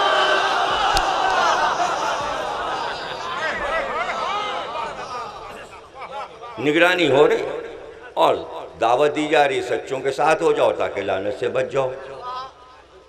کتنی سیدھی سیدھی باتیں ہیں، لوگوں کے سمجھ ہی میں نہیں آتی ہیں، اور اتنے آرام سے سمجھ میں آ سکتی ہیں، سمجھنا ہی نہیں چاہتے۔ تو اب اس کا کیا علاج ہے کہ بھئی سمجھنے ہی نہیں چاہتے تو نہ سمجھیے، تو ہمیں تو سمجھنے دیجئے۔ ابھی ہم آپ کو تھوڑی سنا رہے ہیں، آپ نہیں سن رہے ہیں، نہیں سمجھ رہے ہیں، ہم اپنے بچوں کو بھی نہ سنائیں سمجھیں۔ ابھی ہم اپنے بچوں کے لیے تقریریں کرتے ہیں، ہم کسی کو چڑھانے بڑھانے کے لیے نہیں کرتے، ہمارے یہ مقصد نہیں ہے۔ اب ظاہر ہے نیا بچہ آئے گا تو اس نے مباہلہ نہیں سنا 10 سال والے نے، تو اب وہ سن لے گا، 20 والا سن چکا ہے، تو 10 والے کے لیے تو ہے نا، تاکہ وہ تو سمجھ جائے۔ ہم صرف یہ چاہتے ہیں آنے والی نسلیں یہ سمجھتی رہیں تبرہ کیا ہے اور کہاں ہوتا ہے۔ اس لیے کہ حکم الہی ہے، قرآن کا حکم ہے، آیت کا حکم ہے، لعنت اللہ علی الکاذبین، جھوٹوں پہ لعنت۔ اس لیے کہ جھوٹ سے کیسی نفرت کرائی۔ اب بتائیے کہ سچ ہی سچ ہے تو اب جھوٹ سے ہم کیسے دوستی کریں؟ یہ اس سے جو ڈرتے ہیں آیت سے، اس لیے ہماری دوستی جھوٹ سے ہو ہی نہیں پاتی ہے۔ بس دوستی ہے، اور کہہ دیا مولا علی نے کامیاب، تو کامیابی کا راز یہ ہے کہ سچوں کے ساتھ ہو گئے اور سچوں کے ساتھ ہیں۔ مباہلہ ہو گیا، انہوں نے کہا کہ بھئی ہم وہ چہرے دیکھ رہے ہیں، کتنے اچھے لوگ تھے، چلنے لگے تو نبی کی زیارت کو آئے، سلام کیا، بچوں کو پیروں پہ بوسے دیے، گئے وہاں جا کے تبلیغ کی، اور جناب اس تبلیغ کا اثر یہ ہوا کہ پورا یمن سچوں کے ساتھ ہو گیا۔ یمن تو تاریخ میں جملے آ گئے، لوگوں نے امام حسین سے کہا کہ وہاں چلے جائیے نا یمن، وہاں آپ کے والد کے شیعہ ہیں۔ یہ سب نے کہا، محمد حنفیہ نے کہا، ابن عباس نے کہا، عبداللہ ابن عمر نے کہا کوفے نہ جائیے، وہاں یمن چلے جائیے، وہاں آپ کے بابا کے چاہنے والے ہیں۔ تو یہ یمن میں نجران تھا، اور یہ میسج مباہلے سے پہنچا، اور اس کے بعد عیسائیوں نے محبت کی، اور یہ محبت کا نتیجہ تھا کہ جب انہوں نے یہ سنا کہ نبی کی بیٹیاں بے پردہ آ رہی ہیں تو انہوں نے چادریں جمع کی، اور چادریں جمع کر کے انہوں نے کہا ہم انبیاء کی بیٹیوں کو اپنی بستی سے سرننگے نہیں گزرنے دیں گے، ہم انہیں چادریں دیں گے۔ اور وہی جملے جو قرآن نے کہے تھے، عیسائیوں نے مسلمانوں سے کہے کہ خدا تم پر لعنت کرے کہ تم نے اپنی نبی کی اولاد کو قتل کر دیا۔ تو آج آپ دیکھ لیجئے کہ غیر اقوام کس نظر سے دیکھ رہی ہیں۔ آج بھی غیر اقوام سے قوم ہماری عزت حاصل کر سکتی ہے، سب مل کر سچوں کے ساتھ ہو جائیں۔ اور یہی ایک دروازہ ہے کہ جو راستہ ہے سچ کو پانے کا، پیغمبر اس لیے کہتے تھے اس دروازے کا خیال رکھنا۔ آج تیسری تقریر ہو گئی، پہلی تقریر سے بار بار میں یہ جملہ کیوں کہہ رہا ہوں؟ اسی کو میں دہرائے جا رہا ہوں کہ پیغمبر بار بار کہتے تھے اس در کا خیال رکھنا، اس دروازے کا خیال رکھنا۔ لیکن اللہ اکبر، فیصلہ ہو چکا، فیصلہ ہو گیا کہ کیا کرنا ہے، فیصلہ ہوا، اور کنفس کھانا کھا رہا تھا، وہ ظالم کھانا کھا رہا تھا، اور جب آپس میں یہ گفتگو ہوئی کہ کون جائے گا تو اس کے منہ میں نوالے ٹھوسے ہوئے تھے، اور اس نے کہا اگر مجھے یہ حکم دو تو میں جا کے سب کو قتل کر دوں۔ دروازہ جلانا کیسا؟ کہتے ہیں 13 مشہور ہستیاں دروازے پر موجود تھیں، سب کی بلدیتیں، سب کے نام موجود ہیں، بس مسئلہ صرف یہ ہے ظلم کرنے والا ظلم کر جاتا ہے، شاید کوئی رحم دل ہو اور ظلم کرتے دیکھے۔ دیکھیے میں آپ کو بتا دوں، حجاج بن یوسف نے کہا کہ آج کسی علی والے کو لاؤ، جب تک کہ میں خون نہیں چاٹ لیتا مجھے چین نہیں پڑتا۔ تو سارے وزراء وغیرہ نے کہا ختم ہو گئے، سب مارے گئے، اب کوفے میں ایک بھی نہیں ہے۔ کہا چھپ گئے، کہیں چھپے ہوئے، لاؤ ڈھونڈ کے لاؤ۔ کہا نہیں ڈھونڈ سکتے، اس لیے کہ کوئی اقرار تھوڑی کرے گا کہ ہم علی والے۔ کہا ہم تمہیں ترکیب بتاتے ہیں۔ حجاج نے کہا سڑک پہ ایک گڑھا کھود دو اور ایک بڑھیا کو اس میں گرا دو، اور بڑھیا سے کہنا تجھے بہت سے پیسے دیں گے، اندر سے تو یہ چلا مجھے بچاؤ، میری مدد کرو، مجھے بچاؤ، یہ کرے بڑھیا۔ بڑھیا کو پیسے دیے گئے، اسے گڈھے میں پھینک دیا، وہ چلائے گی کہ مجھے بچاؤ، میری مدد کرو۔ کہا جو اس کو بچانے آئے گا وہ علی کا شیعہ ہوگا، پکڑ لانا۔ یہ گواہی ظالم کی ہے، شقی کی گواہی ہے کہ شیعہ کسی کو مصیبت میں نہیں دیکھ سکتے، کسی مذہب و ملت کا ہو، اس لیے کہ ہمیشہ سے مظلوم کے ساتھی ہے۔ اب جو ظالم کے ساتھی ہیں یہ بتائیے ان سے ہمدردی کی امید کیسے رکھی جائے؟ مسئلہ تو سارا یہ دروازہ جو دکھایا ہے پیغمبر نے، یہ قیامت تک اپنی امت کو بتایا ہے کہ ظالم کا ساتھ نہ دینا، ہمیشہ مظلوم کے ساتھ رہنا، فائدے میں رہو گے۔ اور پھر ایسا ہی ہوا، لکڑیاں جمع ہوئیں، شبلی نعمانی نے بھی لکھا کہ لکڑیاں جمع ہوئیں، اور پھر اس کے بعد بڑے بڑے علماء نے لکھا کاش یہ کہہ دیا جاتا کہ ہم دروازہ جلانے جا رہے ہیں، آپ دروازے کے پیچھے سے ہٹ جائیے، آپ دروازے کے پیچھے سے ہٹ جائیے۔ لیکن میں کیا بتاؤں، میری کتاب جناب سیدہ جو ہے اس میں میں نے دروازے کی تصویر چھاپی ہے، وہ آپ دیکھ سکتے ہیں، یہ دروازے کی تصویر مجھے اس طرح ملی کہ جو نقش بنے تھے مدینے میں وہ چلتے ہوئے خلافت عثمانیہ ترکی تک کے بادشاہوں تک آئے، انہوں نے نظام دکن کو پیش کیے اور میوزیم میں سالار جنگ میں وہ موجود ہیں۔ وہاں سے میں نے اس کی نقل منگوائی نگیٹو، اور وہ تصویر بڑی مشکل سے جناب سیدہ کے دروازے کی میں نے چھاپی، وہ آپ میری کتاب میں دیکھ سکتے ہیں۔ دروازے عرب کے خصوصی بنی ہاشم کے ایسے بنتے تھے، نظر میں اس کو رکھیں، اور یہاں بھی لکھنؤ میں بھی ایسا قاعدہ تھا کہ دروازے کے پیچھے ایک آڑ دیوار بناتے تھے کہ اگر دروازہ کھل جائے تو صحن نہ نظر آئے، اس کو راہداری کہتے تھے۔ تو وہ ایک پتلی سی جگہ ہوتی ہے کہ دروازے کے سامنے ایک دیوار بنا دی جاتی، آڑ بنا دی جاتی، تو دروازے پہ جو بھی آئے گا بیچ میں ہوگا، ادھر دیوار ہوگی اور ادھر دروازہ ہوگا۔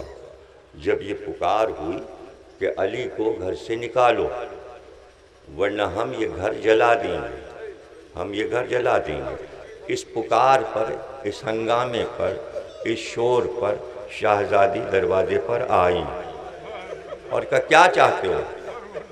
جواب ملا علی کو باہر لاؤ، ہم علی کو دربار لے جائیں گے۔ بی بی نے کہا کہ ابو الحسن نہیں آئیں گے، جواب ملا پھر ہم اس گھر کو جلا دیں گے۔ بی بی نے جواب دیا اس گھر کو جلا دو گے جس میں میرے بچے حسن اور حسین ہیں؟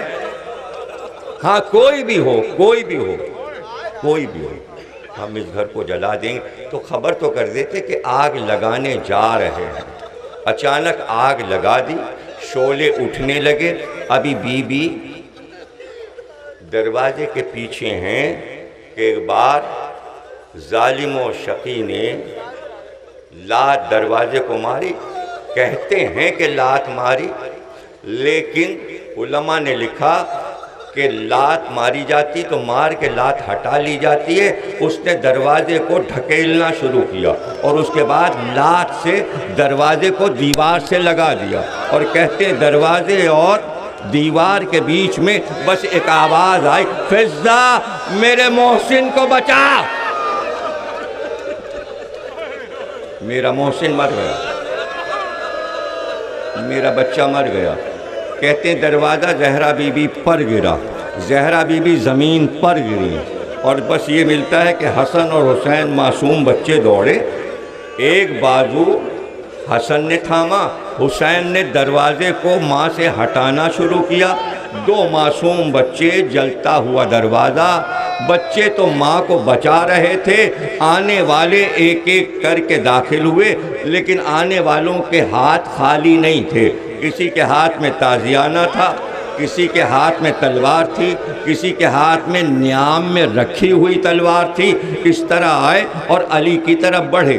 شہزادی اٹھ چکی تھی، منظر کو نگاہوں میں رکھیے گا، تقریر ختم ہو رہی ہے اور شہادت کل میں پڑھوں گا، آج یہیں پہ تقریر ختم ہو رہی ہے۔ ایک بار شہزادی نے دیکھا کہ چاروں طرف سے علی پر حملہ ہوا۔ اب یہاں پر میں جملوں کی تشریح نہیں کر سکتا، اگر ایک معصوم کے سامنے موجود ہے تو دوسرے معصوم پر واجب ہو جاتا ہے کہ وہ بڑے معصوم کو بچا لے اور اپنی جان دے دے۔ اس لیے سید سجاد کو غش میں رکھا گیا تھا کہ سید سجاد پہ واجب ہو جاتا جب حسین کے گلے پہ خنجر چل رہا تھا، اس لیے خیمے میں وہ بے ہوش تھے۔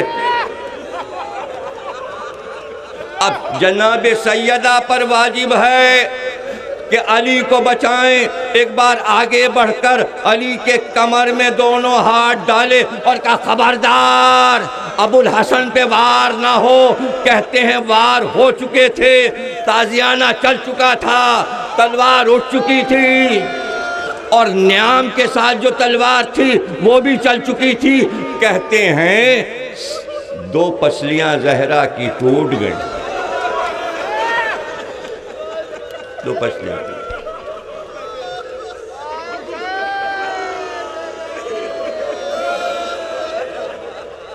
اور تازیانہ جس کے ہاتھ میں تھا وہ تازیانہ چل چکا، تو اس کے لیے فضہ کہتی ہے کہ بی بی چلی گئی دنیا سے مگر ایک ہاتھ پھر اٹھا نہیں۔ جزاک اللہ۔ ازائے سیدہ، آوازیں آپ کی بلند ہیں۔ بھئی یہی تاریخیں ہیں جب یہ مظالم شروع ہو گئے، 3 جمادی الثانی تک ان مظالم کا سلسلہ چلتا رہا۔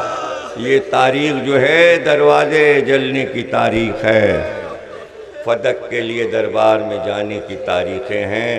یہ جمادی الاول سے شروع ہو کر یہ ظلم کا سلسلہ جمادی الثانی تک چلا گیا، جمادی الثانی تک چلا گیا۔ چادر کا پھندا علی کے گلے میں ڈال کر گرا لگا کر علی کو گرایا گیا، اور گھر سے کھینچتے ہوئے باہر لے کر آئے اور شاہراہ مدینہ پر علی کو کھینچنا شروع کیا۔ ایک بار وہ بی بی جو اتنی زخمی ہو چکی تھی اپنی تکلیف کو بھول گئی، ایک طرف بچے رو رہے تھے، تڑپ رہے تھے، لیکن جب یہ منظر دیکھا کہ علی کو سڑک پہ گھسیٹا جا رہا ہے تو ایک بار صحن میں آئی، لیجئے تقریر ختم ہو گئی، اور ایک بار اپنے بالوں کو کھولا، اور کھولنے کے بعد دونوں ہاتھوں پر بالوں کو اٹھایا اور بلند کر کے کہا پروردگار تیری بارگاہ میں زہرا ننگے سر اپنے بالوں کو کھولے کھڑی ہے، میری تمنا ہے کہ اس زمین کو آج ختم کر دے، اگر قیامت لانا ہے تو لے آ، اس امت پہ عذاب لے آ۔ کہتے ہیں سلمان فارسی کہ مدینے کی زمین زلزلے میں کبھی دائیں بلند ہوئی کبھی بائیں۔ سلمان کہتے ہیں مدینے کی مسجد نبوی اتنی بلند ہوئی دیواریں کہ میں اس کے نیچے سے گزر سکتا تھا اور آ سکتا تھا، اور اس وقت جب زلزلہ ہوا تو اس وقت آواز دی علی نے سلمان سلمان ذرا قریب آؤ۔ سلمان کہتے ہیں میں دوڑتا ہوا گیا اور مجھے اشارہ کیا زہرا سے جلدی سے جا کر کہو کہ حجرے میں چلی جائیں، زیر سایہ چلی جائیں، بالوں کو باندھ لیں، اس لیے کہ صبر کا مقام ہے۔ سلمان آئے، آ کر ڈیوڑی پہ اپنے سر کو مارا، داڑھی کو رگڑا، کہا آپ کے شوہر نے قسم دی ہے کہ حجرے میں چلی جائیے۔ میں کہوں گا بی بی آپ نے بال کھولے تھے تو زلزلہ آ گیا، آثار قیامت آ گئے، اے شہزادی خیمے جل رہے تھے، زینب کھلے سر کربلا کے میدان میں اور کوفے سے شام تک اور بھرے دربار میں بال کھلے تھے، اور شہزادی زینب